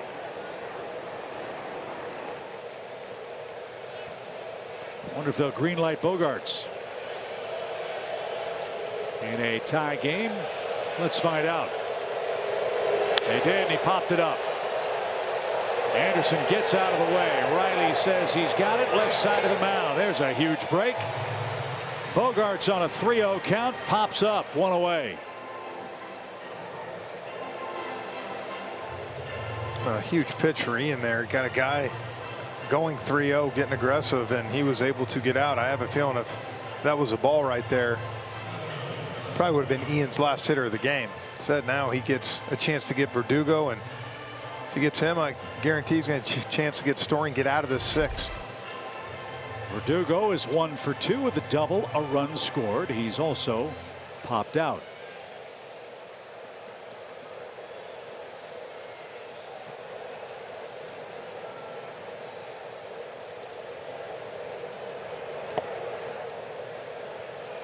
Anderson has 5 ground ball outs in the game. When he's really humming along, he gets a lot of rollovers, a lot of soft contact. It's coming. It's not quite there yet, but this would be a great spot for a ground ball up the middle of Swanson and Albies for a double play to get out of the inning. 3-3 game. 1-0 pitch.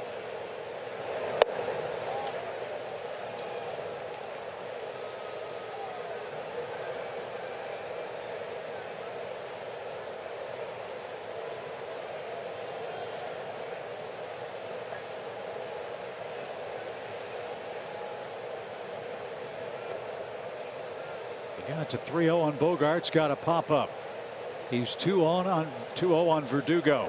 Well, he's gone 3-0 to back-to-back hitters. I'll bet Verdugo's not swinging here, but we shall see about that.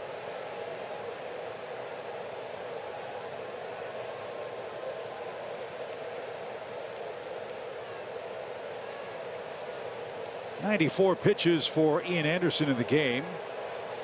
That is a new season high for him. Short lead at first. The pitch is taken. 3-1 the count.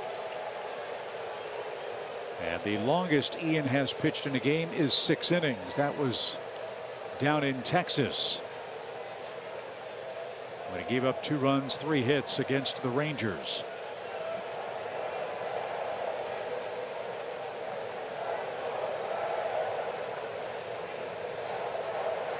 Three balls, 1 strike. Big pitch. And Verdugo takes ball 4, 2 on, 1 out. And Brian Snitker pops out of his seat. He's making his way to the stairs.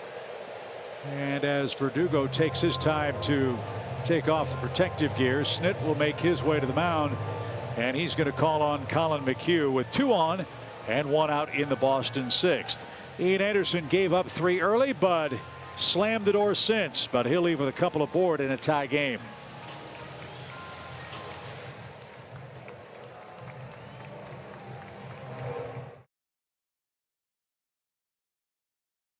Visit your local Toyota dealers today.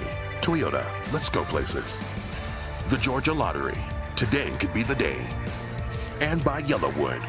If it doesn't have this yellow tag, you don't want it. A lot to applaud for the Braves in this game. We're tied 3-3, but the Red Sox have a threat in the 6th inning. 2 on and 1 out. The Braves Kids Club is now completely free and digital for all Braves fans under the age of 14. Each month features a new giveaway at Truist Park and exclusive content of Braves players and everyone's favorite mascot blooper. Kids Club members also get exclusive offers from retailers within the Battery Atlanta. Join now at braves.com/kids. Colin McHugh has seen the Red Sox a lot from his days as a Tampa Bay reliever. He will face Trevor Story with 2 on and 1 out. One of the memorable moments of the season was Colin McHugh striking out Mark Canha up in New York with the bases loaded. Yeah, I got Tyler Matzek out of that jam, and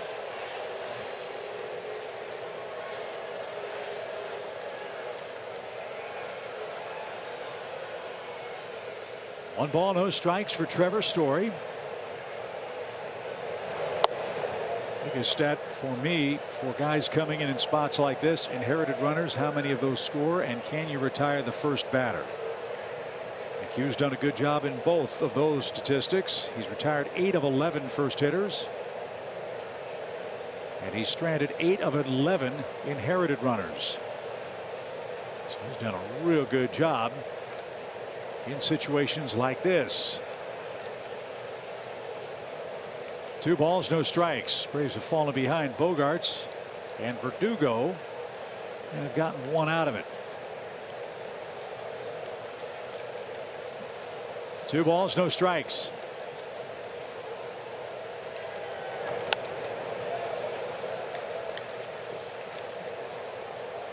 Collins' pitch. His go-to is that cutter, but one thing he can do is he can work that cutter in and out.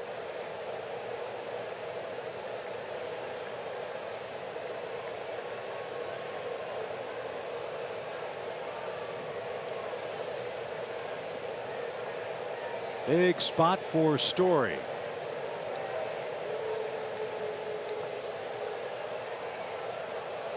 Three straight cutters from Colin McHugh.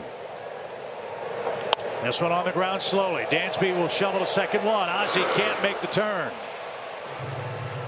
Clean slide by Verdugo, and Ozzie, fielding the ball from Dansby, was unable to make the pivot and throw on to first to complete a double play. So the inning continues for Boston, but the Braves do get the second out. Story, good speed. See, Ozzie was there. He was ready for it. Just even on a good throw, I don't think you were going to get Story. The ball just wasn't hit hard enough at Dansby to turn two. Yeah, Dansby did all he could to get rid of the ball fast. It was just hit too slow. Yep. Story's got good speed. That's smart by Ozzie. Last thing you want to do is hurry a throw and give them a free run. So the Braves get the second out, and it'll be Cordero, who is 0 for 2. He's grounded out twice.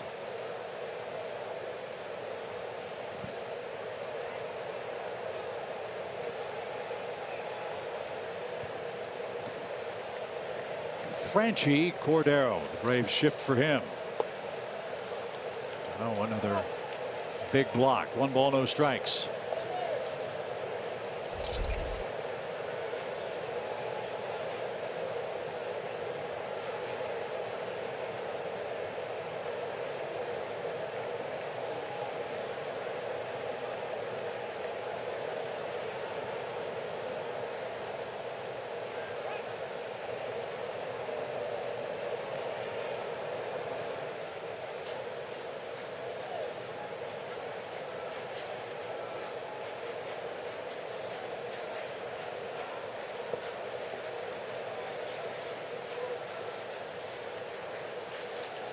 Colin ready with his 1-0. That danced around the plate.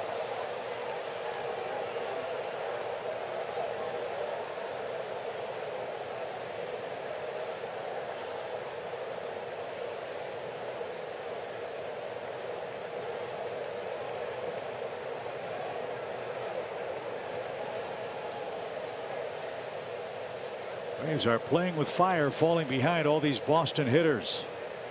2-0. Now 3-0. You've got Kevin Plawecki, a right-hand hitter, waiting on deck.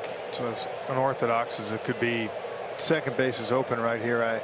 I'm not giving him anything that he can do damage with right here, even at 3-0. The old Tom Glavine line. A base is open. It happens to be second. Exactly. With the righty on deck at Plawecki. And this is where you trust veteran relief pitchers to execute in spots like this. He walks Cordero. Bases loaded, 2 outs, and now he goes righty-righty with Kevin Plawecki. And once you couldn't get him to chase, like I said, I don't mind that.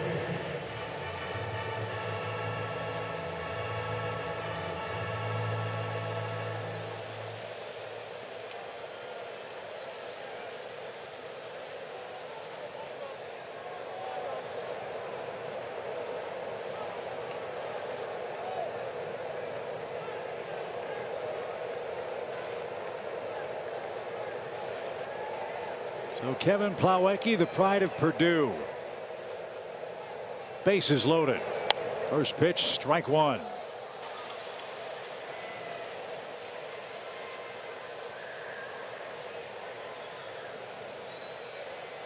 Plawecki, a former Met. Colin McHugh, a former Met. They did not play on the same New York team. And now oppose each other in Atlanta. The 0-1 pitch. And he gets way ahead, 0-2. Again, if it's a youngster on the mound, you start to fret a little bit.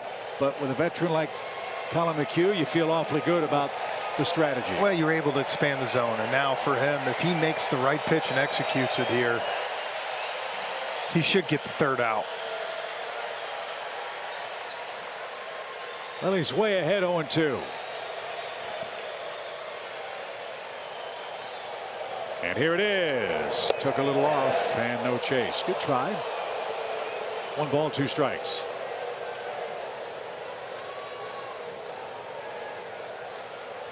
When we get to the home 6, the Braves will have their 3, 4, 5 hitters coming up, hoping it's still a tie game. Martinez, Story, and Cordero aboard. The pitch is high, 2-2. I'd say hit a 4-seamer up top on that pitch. Now I like him throwing that cutter right on, start it right on the outside part where you just threw that and let it tail away and get a swing and miss, or a weak ground ball. Well, you want action on this pitch. And here it is. It's guided foul. It was the cutter, and soft contact by Plawecki keeps the at bat alive.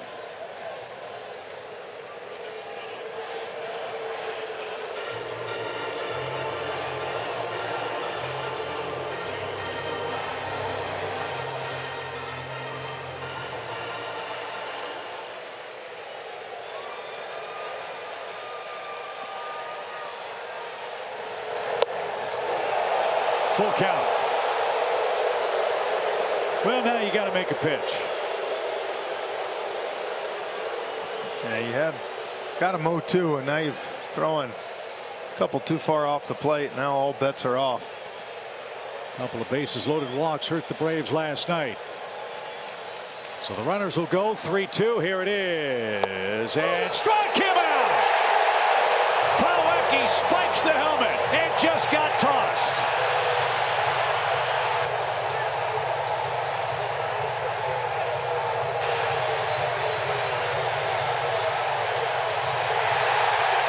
Cora tossed.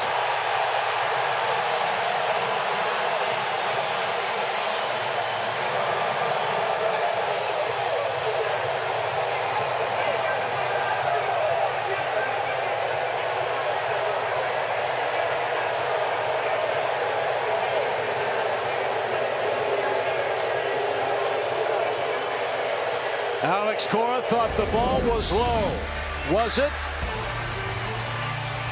It was good enough to preserve a tie. It's 3-3.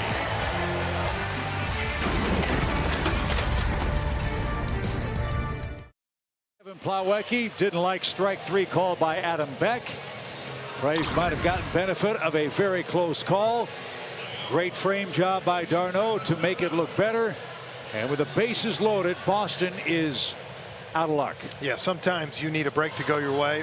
That was one for the Braves there. I understand Plawecki, you're a catcher, you know that ball's low. And Alex Cora, of course, going to come out and protect his catcher on that spot right there. Break for the Braves. Can't argue balls and strikes. That's grounds for automatic ejection. Plawecki kicked out. Cora is kicked out. And Christian Vasquez will strap on the gear and take over behind the plate for Boston. So look, you're trying to split the series. You're looking for momentum any way you can get it. McHugh comes in a big spot.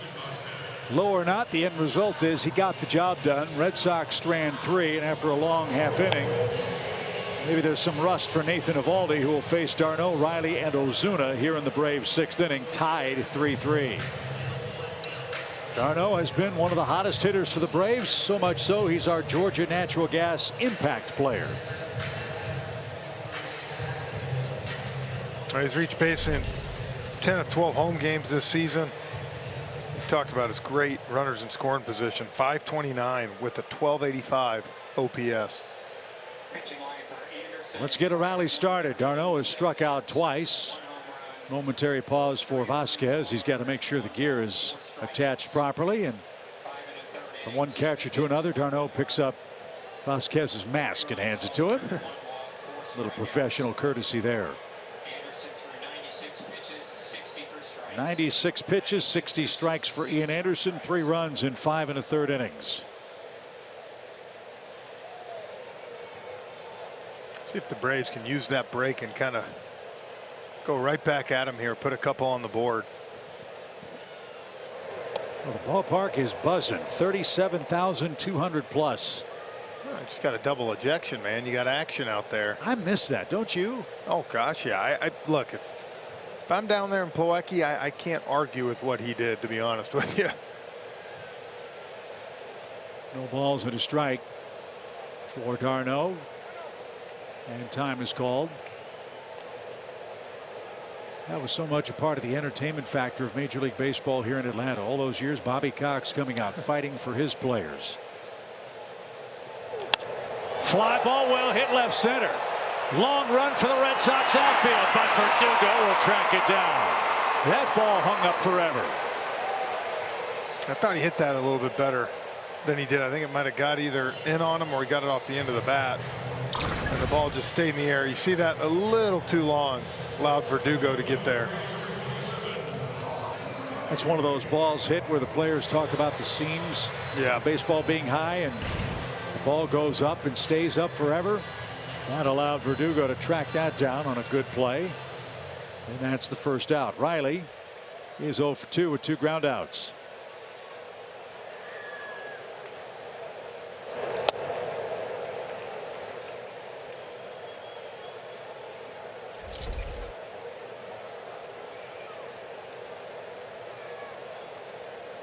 .20 plate appearances for Riley since his last hit. Let's see if he can change that here.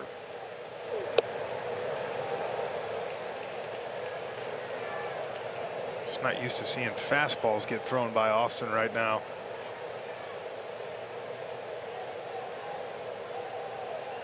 And this man has a good one. That last one at 97 miles an hour. The 0-2.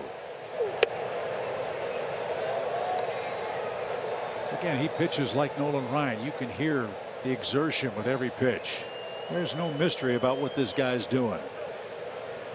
Big Texan throws hard. 1-2. Stroke toward right. Brantley on the run. He's going to turn. That ball's over his head and off the wall. Austin Riley on his way to second. That'll break the bad spell. A 1-out double for the Braves third baseman. Whenever you're slumping a little bit, we always talk about how to get yourself back. Let it travel a little bit.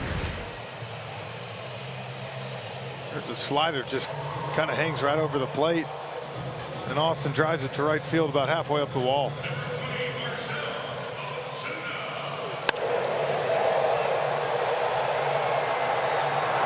Well, Marcel, a couple of RBIs last night. That's 4 ribbies for him in his last 20 games. This would be a great spot to improve on that.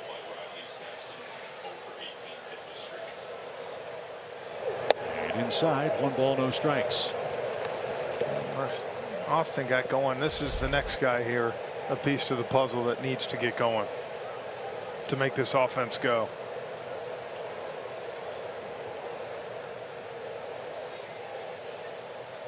Braves looking for their first home run from a 5-hole hitter this year. How about right now? The pitch. Fly ball right center field. Brantley on the run, still going at the track, at the wall, has just enough room. He just missed. Thought you called it. But that he's hitting the ball, Jeff, the other way authority, I would assume, is a real good sign for Ozuna. Wow, that ball got it pretty good. Just kind of died right at the base of the wall.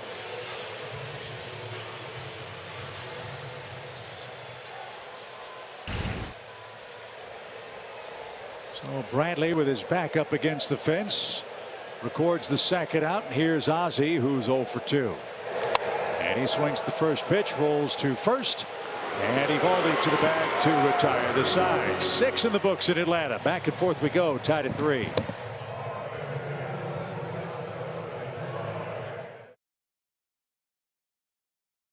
Your local Ford dealer. Delta Airlines. Keep climbing. And by Truist. When you start with care, you get a different kind of bank. Great game in Atlanta. Glad you're with us. 37,000 plus on hand on a perfect night. We've got a 3-3 score as the Braves and Red Sox meet in game 2. Here's what's up next for us in the merry month of May. We're with you on Saturday with the San Diego Padres making their lone visit. Then we've got a big road trip on to Milwaukee and then down to Miami. You see where you can catch Braves baseball here on Bally Sports South and Bally Sports Southeast. One note on that Padres series, Bob Melvin will not be accompanying the Padres to town. He's their skipper. Bob's going to have some surgery that will keep him away from the team for the next 7 to 10 days, and we'll miss seeing Bob come to town. I saw that. Surgery was successful today, and we wish him a speedy recovery and best wishes as A.J. Minter goes to work for Atlanta in the 7th. And Jackie Bradley Jr. 1 for 2 on the night, takes strike 1. Great job by Colin McHugh. Pitched around Cordero in the 6th. Got Plawecki on that controversial strikeout. And now he starts a clean frame here in the 7th with the 9-1 and 2 Boston hitters. Well, you like the fact that they were able to get this game back tied at 3 and now turn it over to the part of the Braves pen, Chip, that has done a great job this year. Yeah, there's been very little complaint about the relief corps and the job that they have done. As Bradley in a deep hole, 0-2. And now he's out on 3 pitches. Minter with another strikeout. And Jeff, that's really been the calling card of the relief corps. 141 strikeouts for the Braves relievers in now 117 innings or so. Well, one thing they do is they come in and they throw strikes. And so as a hitter, they kind of get them behind. When you're lefty on lefty with A.J. Minter and you're behind 0-2, good luck. Remember the report Kelly Kroll had for us a couple of days ago about Minter and his mom. The words she uses with him: confidence, have it, you should. Kike Hernandez didn't get the high heat. Strike 1. Braves pen this month a 2.67 ERA.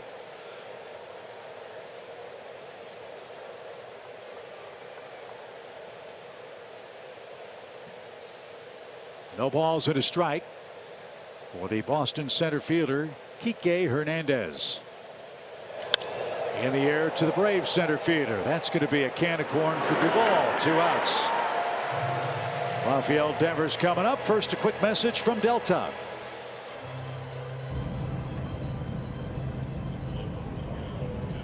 Delta, proud to be the official airline of the 2021 World Champion Atlanta Braves. Devers comes up as the Braves contemplate retiring him. We invite you to stick around for the stretch. A lot to talk about tonight. New look lineup. Same old Ian Anderson in a good way. The bullpen up to its great tricks. All that's missing is another run for Atlanta and a lead in this game. The stretch is always presented by Georgia Natural Gas. The bottom of the order is starting to come around for Atlanta. Big blow, Travis Demerit's 2-run home run. I really got this crowd back into it and got the offense going. Valdi had been kind of dealing before that. All of a sudden 2 pitches. Arce hits a fastball up the middle.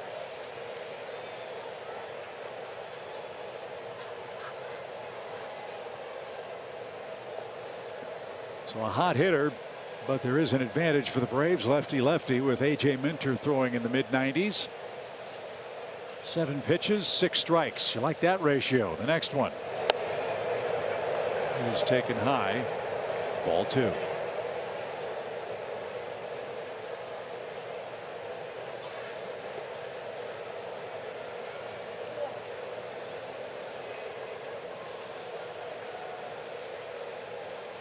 No shift for Devers. That's understandable. This guy's a line-to-line hitter. Perfect placement. Yeah, good pitch.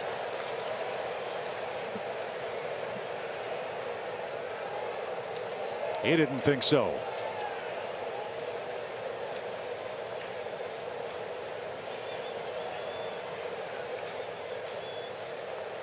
Two balls, 2 strikes, bases empty. A.J. rocks on the rubber. Here it comes. Strike him out. Devers slams the helmet down. Frustration for the Boston offense. He wasn't happy about strike 2. We're real happy about strike 3. Game tied 3-3, middle of the 7th. It's time for the stretch.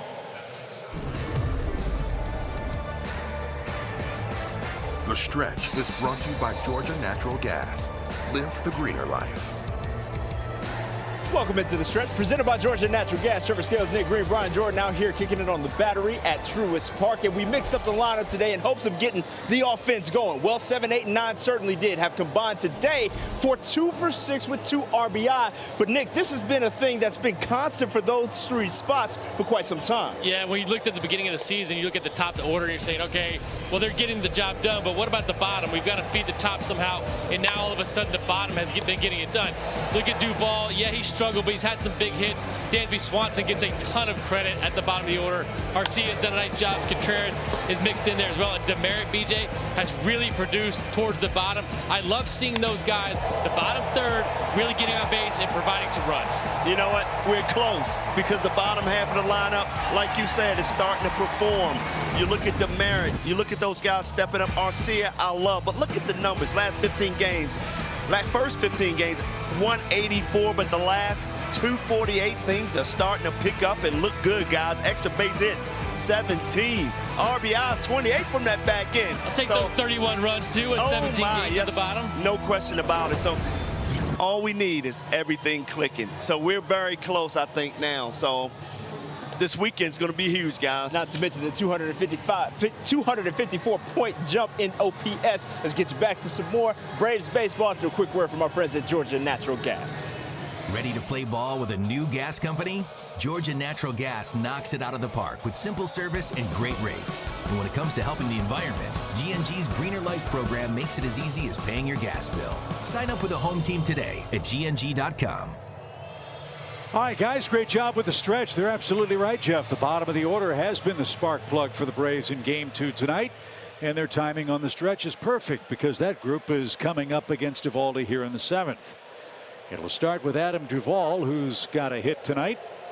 He's 1 for 2.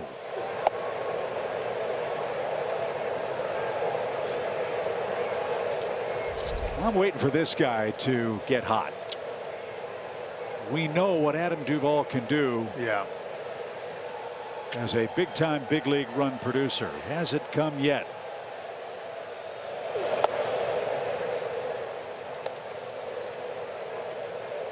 See, after that workload of the pen yesterday, Eovaldi back out here in the 7th. Really the 3rd inning when the Braves struck for their 3 runs. Only inning he's really had to work. Duvall had 38 homers last year. 38 of them. And 113 RBIs. In 146 games last season.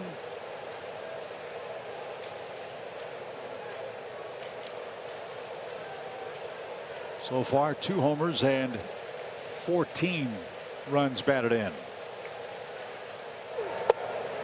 And he's coaxed an even count. 2 balls, 2 strikes.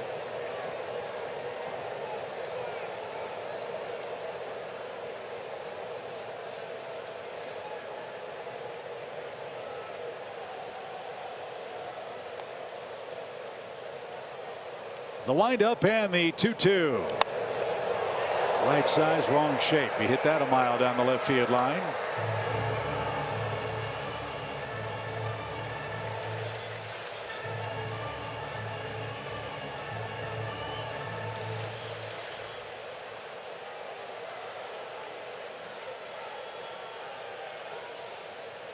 In that great offensive year, let's not forget Adam also was a Gold Glove winner. Love to see him be a Silver Slugger right here. The pitch, but it's not to be. He was late on a fastball. This guy's still throwing hard. 98 miles an hour, Jeff, with his 91st pitch. Wow. What baseball movie is your favorite of all time? Fill out your bracket at MLB.com/bleacher features for your chance to win a Hollywood prize package, including tickets to the All-Star Game. Brought to you by MasterCard in L.A. That's right, Dodger Stadium, the site of the All-Star Game this year. Brian Snitker will manage the National League. What an honor for him.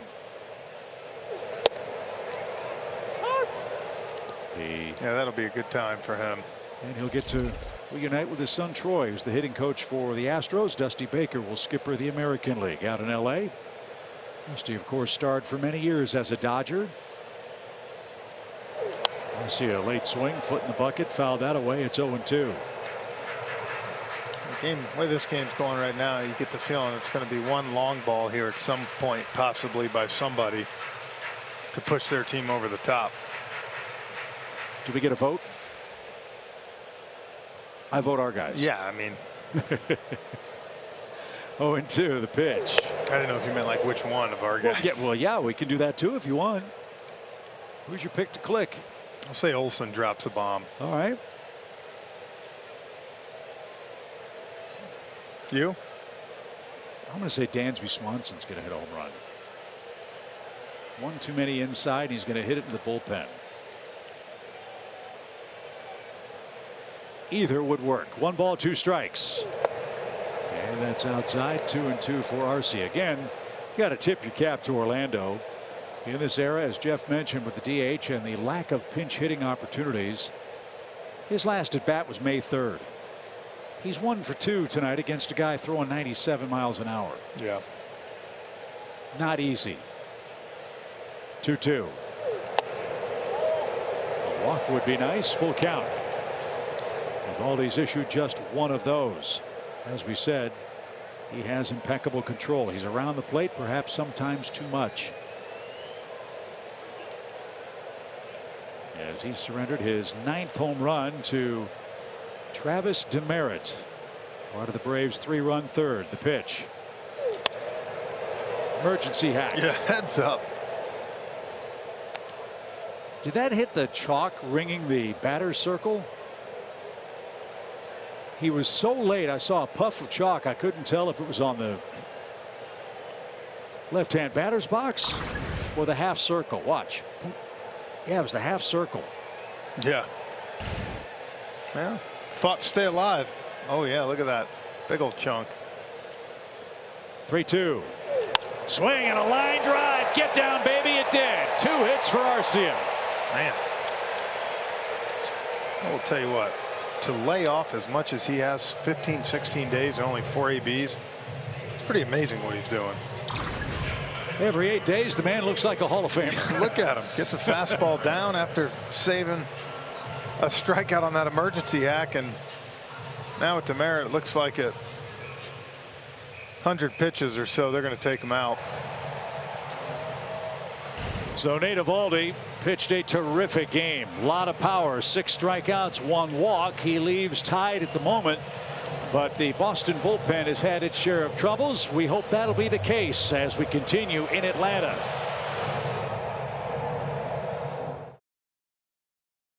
Supersonic Wi-Fi, unbeatable internet, only from Xfinity. And by Georgia Natural Gas. Live the greener life. Fun night at the ballpark in Atlanta. 3-3 is our score. The Braves have a 7th inning threat trying to unlock game 2 of this series. The park has been buzzing. You see that on our Xfinity live look cam. Atlanta has finally gotten Nate Eovaldi out of the game. But now Boston goes to Matt Strahm, who's been very tough in his first 13 games. Yeah, 10 of his 13 appearances have been scoreless. One thing he's done a good job is holding right-handed hitters to a 136 average. He's only allowed 1 extra base hit, a double.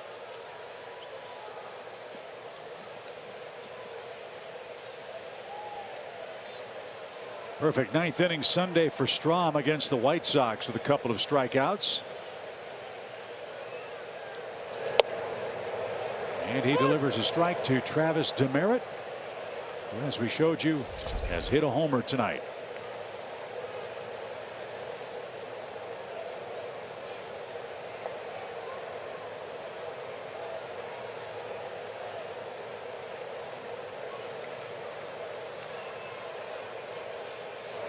There's a little quirk on Matt Strahm. In 2019, the only Major League Baseball player born in North Dakota. That's pretty cool.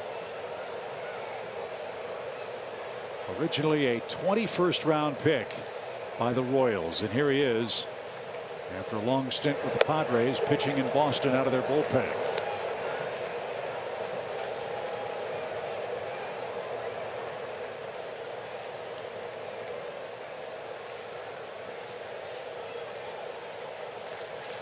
Two balls and a strike. Keep the line moving, fellas. Big hole right side for Demeritte if he can fill it.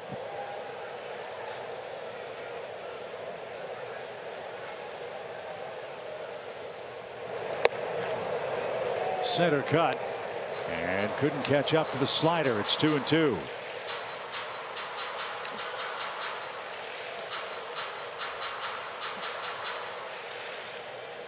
Strom's out of the Josh Hader school of hairdos. He's got long flowing locks, long lanky frame.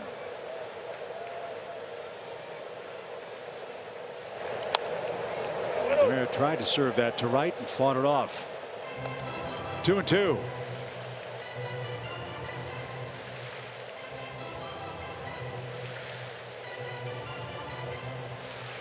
Braves are trying to get to 15-17 on the year. They're off tomorrow. The Padres are here on Friday. The 2-2. Right on by. Demeritte is down on strikes. 2 away in the inning, and here's Dansby Swanson. He's not overpowering at all. I mean, he does got that 94 fastball, but it's more of kind of his angle that he comes at can be tough for these hitters to pick up. So 7 Braves have struck out in the game. That's the first for Strom, and Dansby the hitter. He's walked, scored, stolen a base. And he's my pick to hit it out right here. He's 2 for 7 against Matt Strom head to head. Time one of those sliders, Dansby, and break the tie. Changeup first pitch.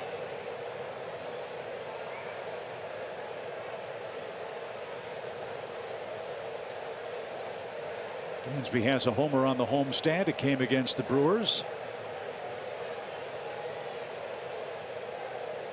No balls and a strike.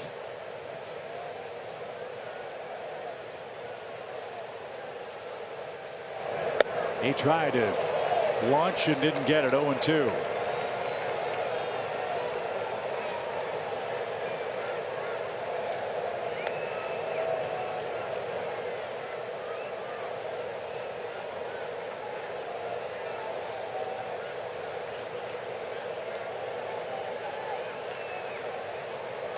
Arcia at first. 2 strikes, 2 outs. And Dansby was full with that pitch. And that is the inning. Boston strikes out the side with that Arcia single sandwiched in between, and our great game goes to the 8th. 3-3.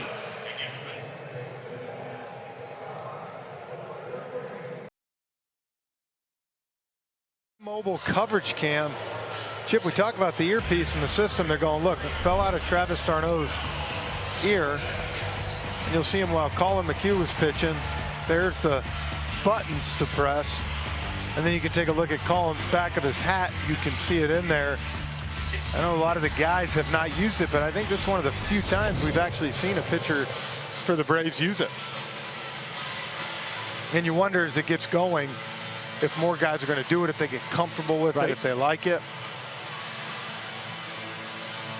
And the simplest thing is what happens when it's incredibly loud in the ballpark. Yeah. You've got those kinds of communication issues. There have not been any for the Braves tonight. The pitching's been excellent. Will Smith is in his 12th game. And he's got Martinez, Bogarts, and Verdugo coming up. Story lurking 4th. Will's done an excellent job of avoiding early trouble in his appearances. And that first batter faced stat, Jeff, so critical for a reliever, especially in a game like this. And he's been able to put them away. First batters are 0 for 11 against Will this year.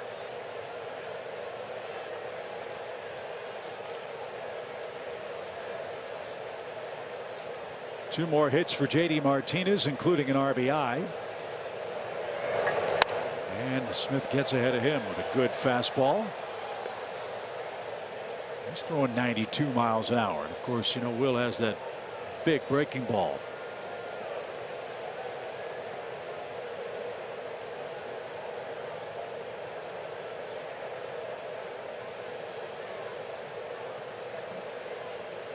No balls, 2 strikes, no shift.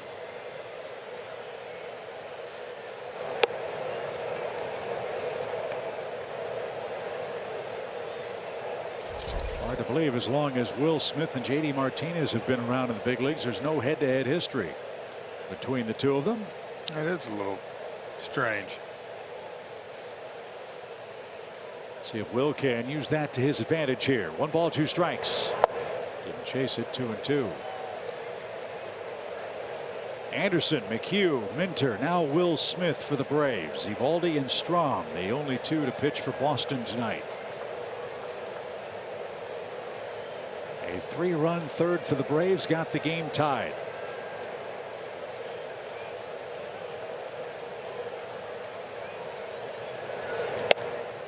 And from 0-2 to a full count. We'll say this.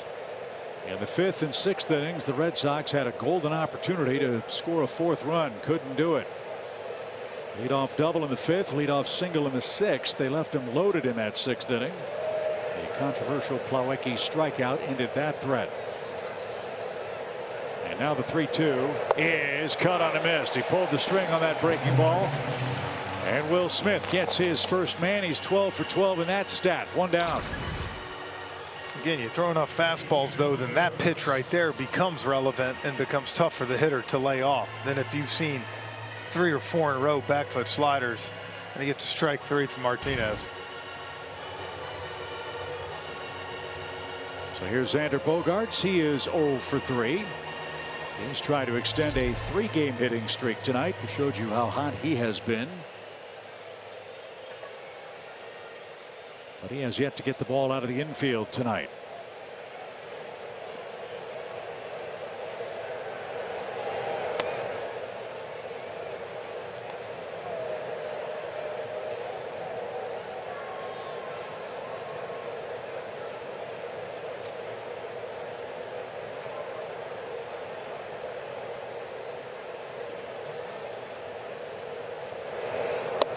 How about that swing?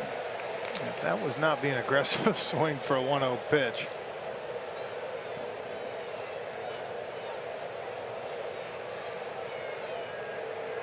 One ball, 1 strike for Will Smith. Trying to set it up for the Braves. 2, 3, 4 hitters in the bottom of the inning.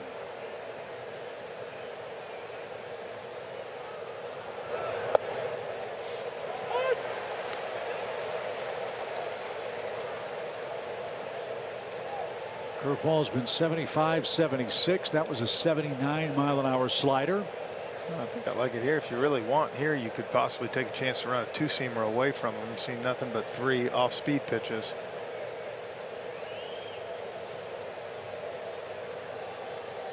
The 1-2. Jammed him. Or fastball in. Good pitch. Whoa, what a great play by Birdie down past the Braves dugout. Birdie that on a hop. Yeah, well, he almost. You guys saw that? Yeah. Thank you very much. Glad you stretched before the games. Birdie almost blew out. Look at this. I'm going to blow out at some point. Yeah. Look at that. Oh. He's not Who a says bird. pitchers aren't athletes. He's a cat. That was terrific. Birdie, way to go. 1 ball, 2 strikes. Thanks, guys. Pitch.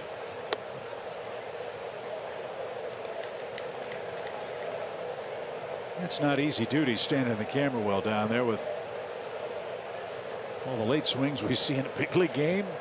Put it this way, you better be ready down there.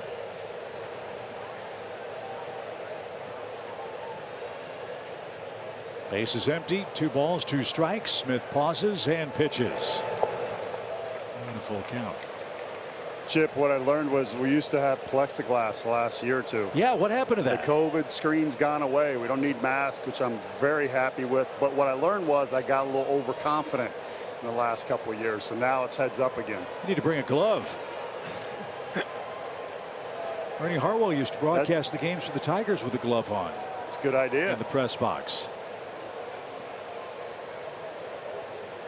3-2 pitch is low, ball 4, a base runner for Boston. Bogart's aboard. And Verdugo's coming up. First, a quick message from Texas Pete. Welcome to the tribe. The Texas Pete tried and true. Texas Pete, sauce like you mean it. So 1 on, 1 out. And Verdugo, the hitter, he's 1 for 3 against Will Smith. The other 2 at bats resulted in strikeouts.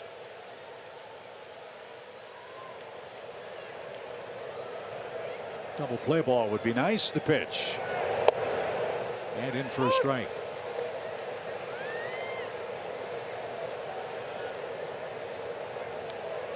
Birdie, would you want to use that PitchCom system? You know, I don't know. I'm very intrigued by it. I mean, Jeff, I threw 4 or 5 pitches to different parts of the plate, but if you could come up with a system to make that easier, then I would be all for it. It is bilingual. There's English and Spanish, depending on which the primary language for the pitcher would be. I'd like to know what it sounds like.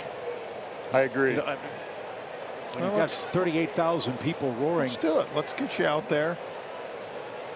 Dress you up. Look, I don't need catcher's gear to prove my ignorance. I can tell you that. I agree. It's got to be loud enough for obviously the pitcher to hear, because in big situations, like you said, I'm sure they've thought of that, or you would hope. Swing and a miss. Smith has another strikeout of Verdugo. Second strikeout of the inning, 2 away. Now, as we look at Will, I'm not seeing any kind of earpiece from him. I don't see anything in his cap. I guess it is a pitcher by pitcher basis. I would think so. And some guys feel comfortable with it, some don't. Yeah, you definitely not in his back. And guys, I do see d'Arnaud going to his right knee with each pitch, but you're right. I don't see anything going on with Will Smith out there.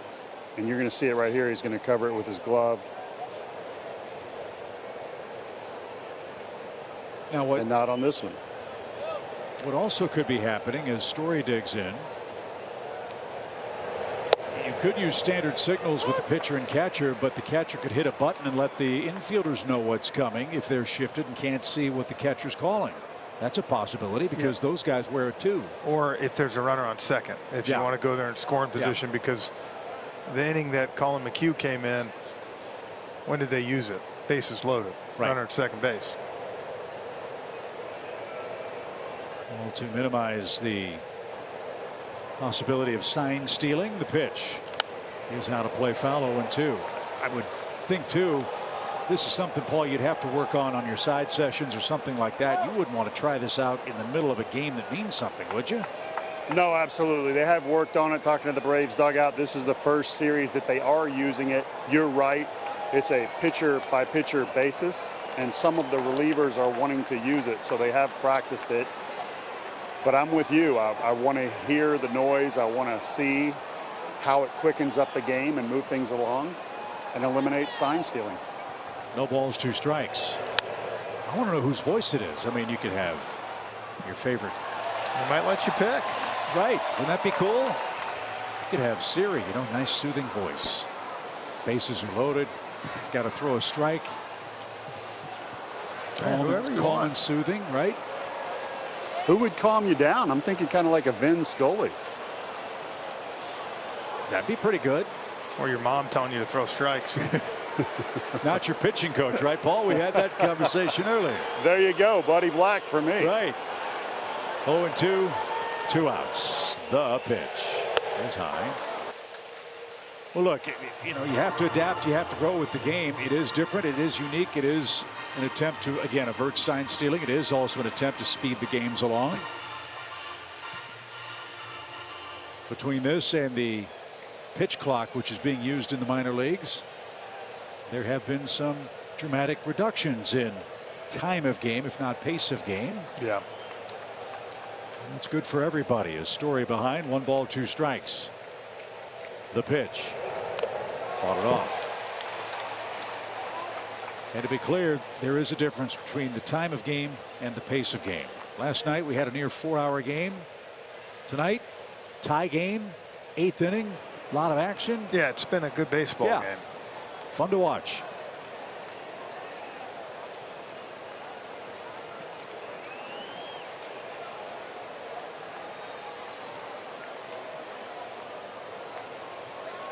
Story, the 4th Boston hitter of the inning. He hit a home run, his first with Boston earlier tonight. Oh, that was close.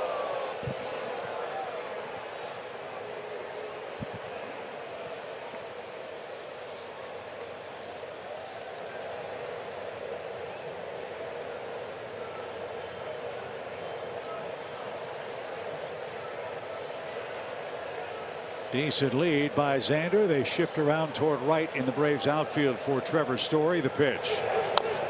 And he's putting up a big time fight here in the Red Sox top of the 8th.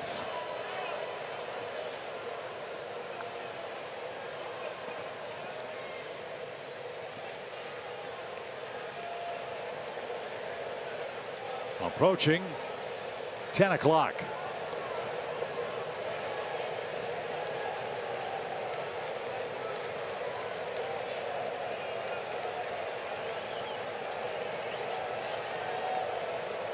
Will has his sign.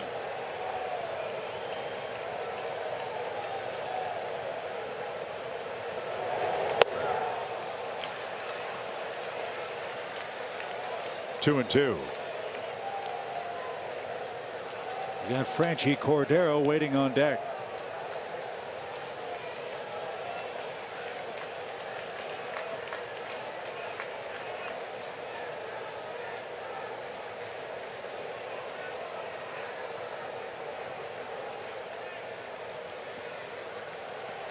Pitch number 24 for the Braves lefty Will Smith.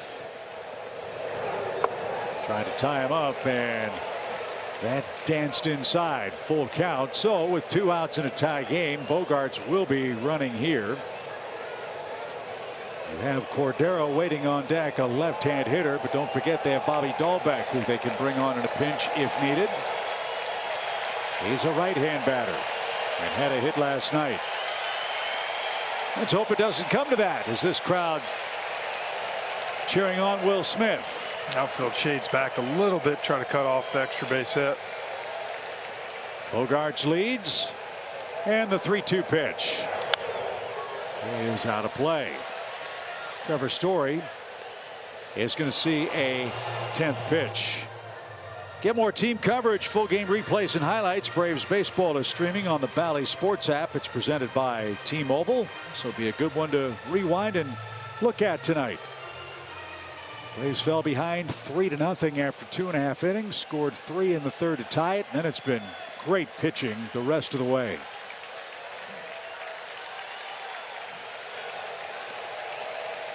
Pitch number 10. Here it is. Fly ball left, right at Ozuna, and Will Smith. Terrific job in the 8th inning. 2, 3, and 4 for Atlanta. A chance to take the lead in the 8th.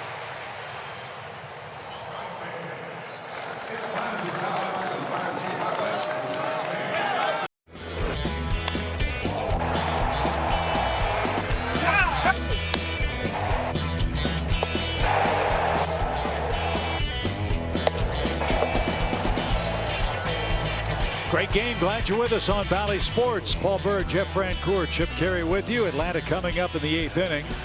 Olson, d'Arnaud, and Riley are up for the Braves. Matt Strahm back out for this lefty-lefty matchup, Jeff. They do have a righty up in their bullpen. Well, this was my pick, if you remember. Yes, for the it was. home run.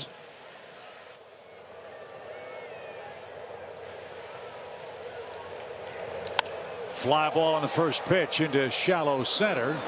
And one pitch takes care of Matt Olson in the Atlanta 8th. Time for tonight's Yellowwood, bringing the lumber feature. Travis d'Arnaud looking for his first hit. Yeah, see the highest percentage of hits for extra base hits this year. We have 4 players with 10+ extra base hits. Olson, Riley, Albie Swanson. And the Braves hit 21 homers in their last 16 games, and that is exactly why they're going to the pen to get a righty-righty matchup. Strom out after a perfect inning with a couple of strikeouts. We'll tell you who the new Boston pitcher is after the break. Brought to you by Landmark Dodge Chrysler Jeep Ram, Car Shield. Car Shield cars go further. And by Yamaha. Yamaha Boats and Wave Runners. All roads lead to Truist Park in Atlanta tonight, where the Braves and Red Sox are having a great game. This is John Schreiber. We saw him last night. He was very impressive. 2 innings, 3 strikeouts. So we'll see how he fares in back-to-back affairs with d'Arnaud, Riley, and Ozuna, right-hand hitters, coming up for the Braves with 1 out. Heavy workload last night for him. And as you said, back out here today. Wasn't just 1 day, but Ottavino, if you remember, New York went 2 days in a row, came out that 3rd time, but he'd only thrown an inning and his stuff wasn't as sharp. See if Schreiber is as sharp. I'd say yes. Yeah, looks all right the first 2 pitches.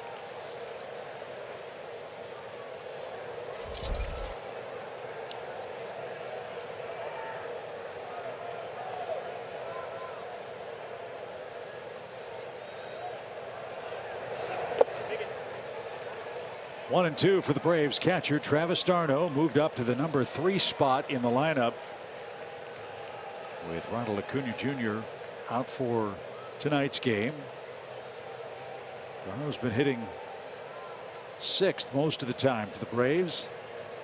Now hitting 3rd with his hot run at the plate. And he's battled back to a 2-2 count. They play d'Arnaud straight up on the infield. No shift pitch. And driven back toward us.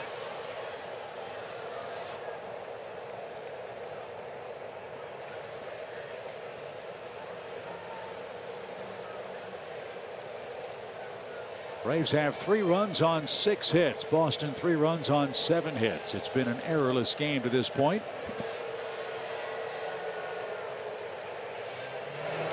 On the ground toward Devers. Oh, tricky hop. Stayed with it. And made a nice play. Ball almost skipped up on him.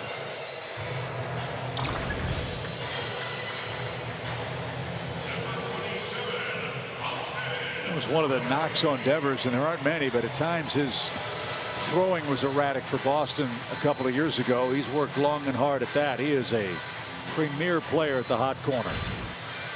And so that's the 2nd out for Austin Riley, who snapped an 0 for 18 with a 6th inning double. He has 8 of those on the season. The pitch.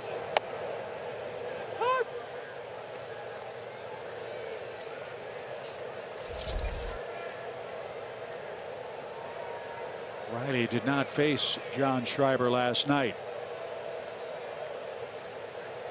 So he's behind 0-1. The pitch.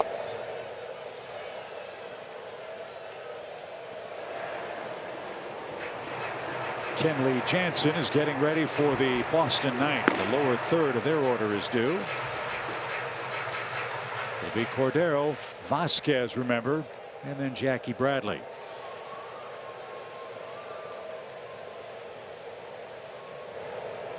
Oh, Riley got nailed on the elbow guard. You can hear that upstairs. Backup slider hit him right on that guard. Well, maybe that's the mistake that'll be the difference in this game. And he got that elbow guard up before it nailed him in the ribs.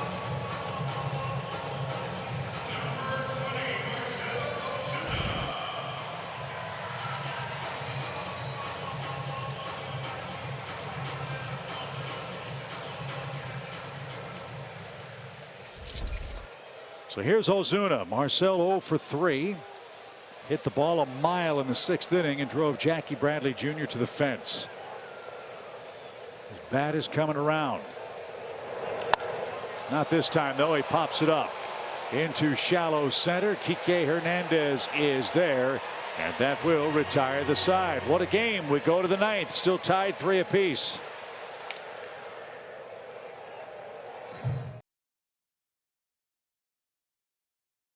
9 hitters for the Red Sox, as Boston and the Braves meeting up in game 2 of this 2-game series. Before Kenley gets started, let's step aside quickly for a message from Truist. Jessica was born to care. That's my best friend. She don't need no. Miss Hogan's class? It's Atlantis. Today, she's a teammate at Truist, the bank that starts with care. Kenley Jansen has been nothing short of tremendous out of the Braves bullpen. 8 saves for Atlanta. Not a save situation obviously here, but he'll try to put up a 0 and turn it over to the Braves bats in the 9th. Franchy Cordero is the hitter.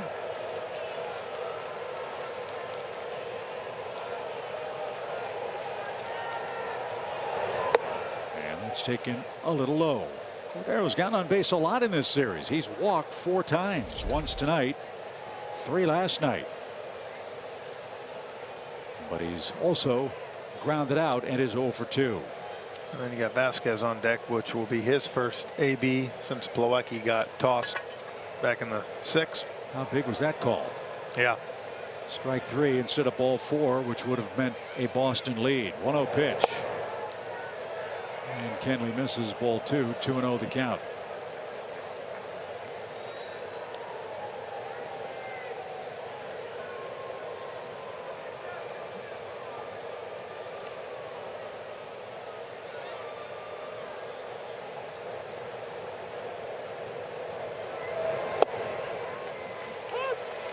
That's the same pitch Plawecki got, and that too was called a strike. It's 2-1. You know, Jansen likes to live down in the zone with that cutter, and then when he's putting guys away, likes to raise their eye level and go up above the chest. How dominant has Kenley Jansen been? Look, he and Craig Kimbrell, I guess, of this generation, the 2 best closers in the major leagues. A career .238 ERA through 712 games. That is the 4th lowest in the history of the game among pitchers with that many outings. And he gets Cordero to swing and miss after falling behind 2-0. How about these names? Walter Johnson, Mariano Rivera, and Billy Wagner. And you can see joins him just beating him to the spot right there with that fastball and a great chip. I mean, those, you put yourself in that kind of company, you're doing something. Walter Johnson, one of the great nicknames, the Big Train. Yeah. He got that nickname because his fastball, they said, sounded like a speeding train going through the station. So here's Vasquez, first at bat. Remember, he took over after Plawecki was ejected along with Alex Cora. So hope they're enjoying the broadcast in the spacious visitors locker room. Yeah, sure they are. I look forward to catching up with them again in August when the Braves make their visit to Fenway Park, the 9th and 10th.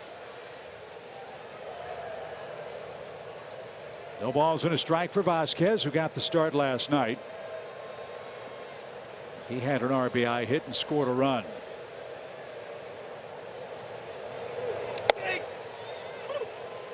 Yep, that buzzed the tower.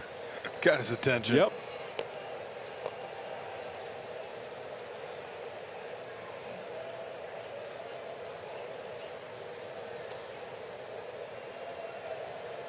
Your first at bat in the game comes up against a Hall of Fame relief pitcher throwing 95 miles an hour, and you're not really in the flow of the game. Amazing. 1-1 pitch.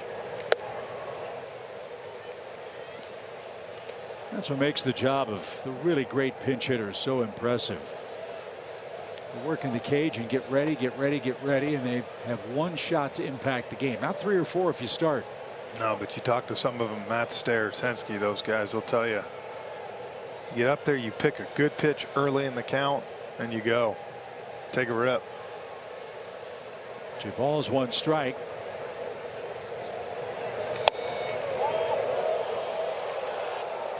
Inside, 3-1.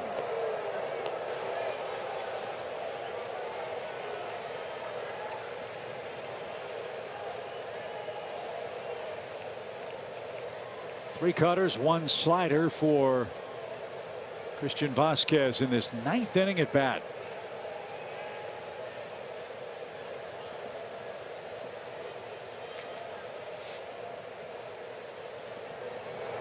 And he lost him. So 1 out free pass. Vasquez flips the bat away and heads down to first in front of Jackie Bradley Jr. And to me, you could afford to put 1 on. Last thing you want to do now is bring Devers up. You got a chance to get these 2 guys. If you win the ball game in the 9th, you don't have to worry about facing Devers again. Only the 3rd walk issued by Kenley Jansen this year, but Vasquez represents the go-ahead run for the Red Sox. Bottom of the order has gotten on a lot, as we told you. Braves have walked their lower third a bunch in this series. That's bounced foul. 7 walks to the 7, 8, 9 guys, which feeds the top of the order for the Red Sox. But he's ahead of Bradley, who's 1 for 3, couple of strikeouts in his last 2 trips.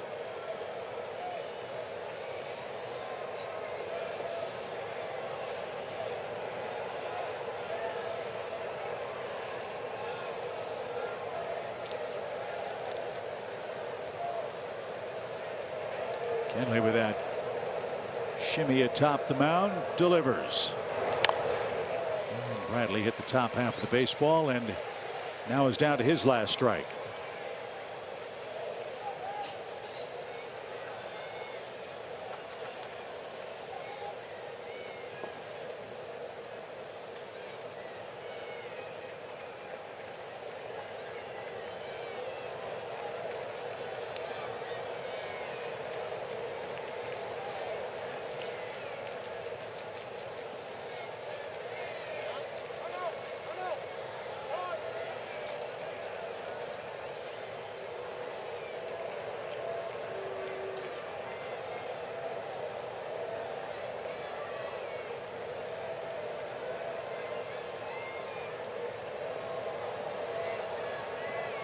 No balls, 2 strikes. Braves have a big shift on for Bradley. Austin Riley, the 3rd baseman, playing where the shortstop normally would. The pitch. Chased one up and out of the zone and fought it off. Well, that's where Kenley usually goes to get that strike 3 call. Not so much call, but the swing and miss.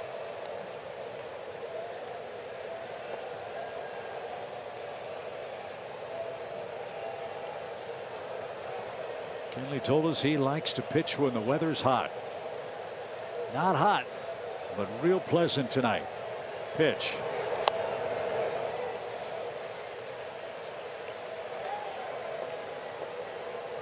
And Bradley hanging tough here. No balls, 2 strikes. Red Sox runs came in the 2nd on a Trevor Story home run and a J.D. Martinez 3rd inning single.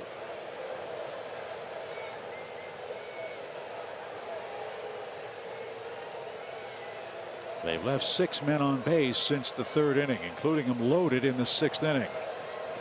Here they've got a man aboard, 1 out. And Bradley finally subdued. Kenley took a little off and had him swing over the top. And went with a curveball. Great pitch selection. After all that high heat, tough to lay off. So Kike Hernandez.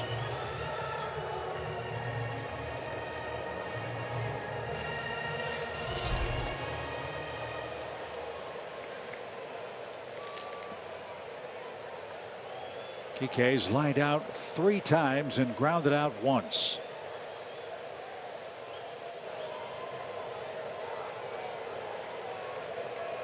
Devers is on deck. We want to worry about him in August. The pitch. Fly ball pretty well hit, but playable for Ozuna, who backtracks a couple of steps. Kenley Jansen terrific in the 9th. Now let's have a walk-off, shall we? Ozzie Albies will lead it off. We're tied 3-3.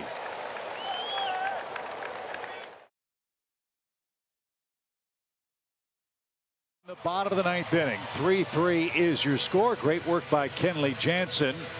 the 5th Braves pitcher to work tonight. And now Atlanta's offense will feature Ozzie Albies, Adam Duvall, and Orlando Arcia as Boston goes to Ryan Brasier. He's their 4th hurler to work in Game 2 tonight. We saw him last evening. He worked a 1, 2, 3, 6th inning. One other change for Boston. Bobby Dahlbeck has taken over at first base. Well, he definitely is one of their top relievers, and as we said, they went through last night down in the pen 6 innings worth of bullpen work. So when you throw that many guys, Chip, some guys are going to have to work 2 nights in a row. And the more that bullpen gate swings open, the more your odds increase that somebody's going to have an off night. Yep. Hopefully it'll be Brasier's turn here in the 9th as Ozzie Albies, he's got some thunder in that bat. Let's see if he can hit one into the chop house and send this big crowd home happy with a walk-off. Ozzie is 0 for 3. Duvall 1 for 3. Orlando Arcia 2 for 3. So as you said, Jeff, this part of the lineup's been the most effective part tonight. We'll see how it all shakes out. Big shift on for Albies. See if he can slap a ball up the middle and get the party started here. Now, out to the World Series last year, the Braves had 7 walk-off wins last season. A lot of them early in the year. Remember Pablo Sandoval. I remember the one Ozzie hit here against the Reds off chop house. Yep. He comes off Lucas Sims. Pitch popped back toward us and out of play. Was, I think if I remember right, the Braves had like a 5-0 lead in that game. Gave it up, and we kept saying how they needed that ball game right there, and Ozzie puts one in the chop house. It was, yeah, Lucas Sims. Well, the Red Sox no strangers to being walked off this year in an 11-19 start. That's happened to them 4 times. They've also really struggled in extra innings. Their bullpen late has had some problems. The pitch. Serve left field. Good approach. Good result. Winning run on to start the home 9th. Well, not only the idea of the winning run, the base runner in the lineup that you want on base right now can make things happen and change a game. Beautiful piece of hitting. Ball just tailing down off the plate. Love when Ozzie does that. Just throws the hands. He's got all the room over there the way they shift him. So he swings a magic wand in the 9th inning. Here's Duvall. Adam has an infield hit in his 3 trips tonight. That single came in the 4th inning. Brasier got him to fly out last night. So not a total mystery for Duvall.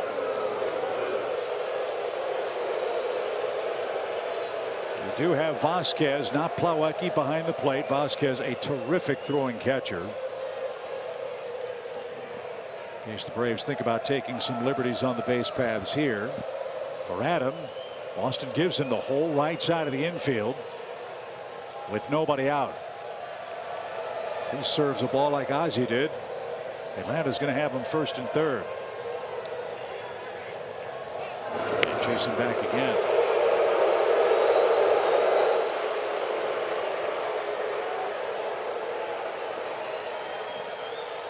Twelve steals for the Braves in the last 14 games, including tonight. Dansby Swanson had one. He does not have a very big lead. The pitch.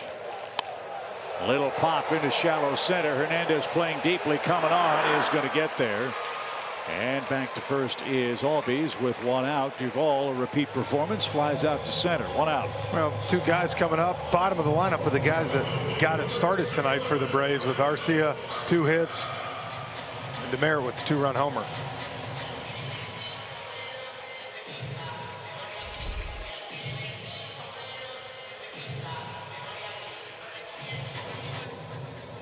Again, they give Arcia the whole right side of the infield.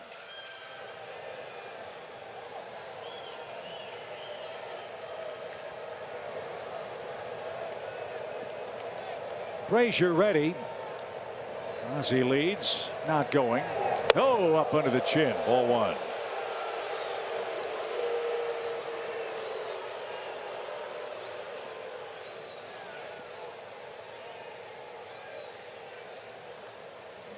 Sometimes up and in is followed by low and away. If that's the case, that might help Orlando shoot the ball the other way.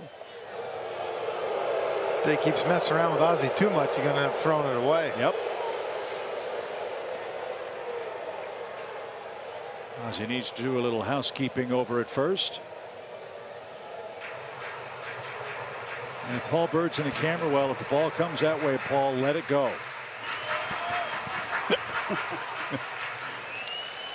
I got you, Chip. Wind blowing out toward the chop house.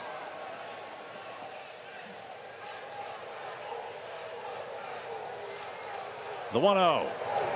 It was away, but too far. 2-0 the count.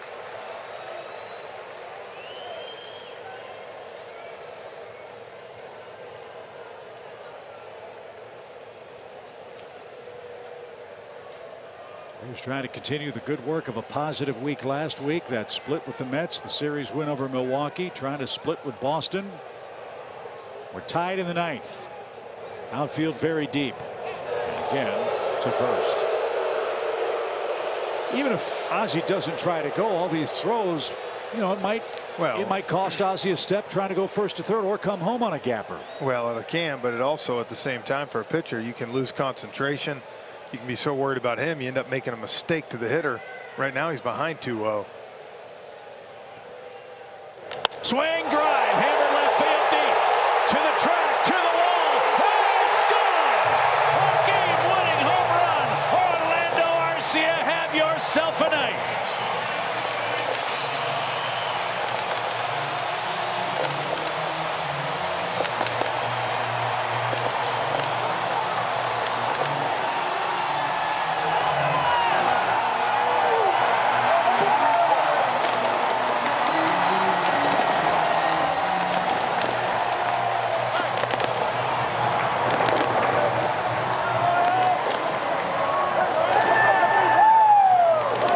About a pro's pro.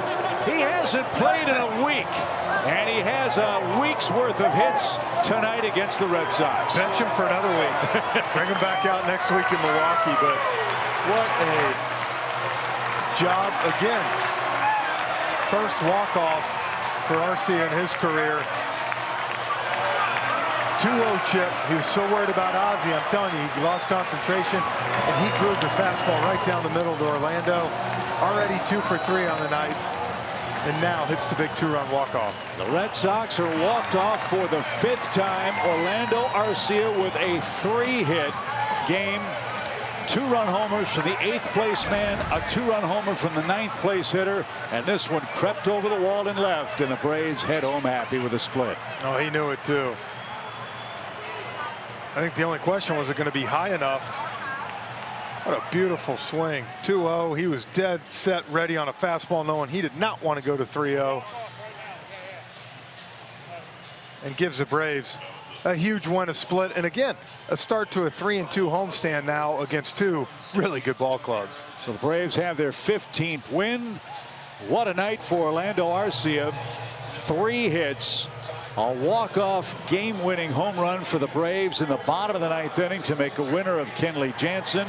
The Braves out-hit the Red Sox. They outscore the Red Sox. And Ryan Brazier suffers the loss. Orlando Arcia, the hitting hero. He's going to get the Gatorade bath, and he stands by with Paul Bird here at Truist Park. Birdie, take it away if you can. Chip, thanks so much. I caught some of that. You have not hit in over a week. You got 3 hits tonight. Didn't miss a beat. Evaldi's throwing 100 miles an hour. You make it happen. And then at the end, you come through. What's that moment like? Sí, o sea, tuviste tremendo éxito esta noche con los 3 hits y después aquí en la 9ª entrada pues poder ganarlo para el equipo. ¿Cómo se siente? Bien, bien, contento, sí, contento. Eso es parte de las cosas que venimos trabajando cuando no jugamos. Hay que estar positivo siempre, trabajando en las cosas y mira, aquí está el resultado. Very happy, very happy. I'm just happy that, you know, to be a part of the process here, that everything we've been working on, happy to be able to contribute, and just glad that we were able to win it out. Your first walk-off, home run, got into it. The balls didn't look dead on that one. What went through your mind rounding the bases? O sea, obviamente la sacaste y sin duda, cuéntanos qué estabas pensando cuando estabas corriendo por las bases.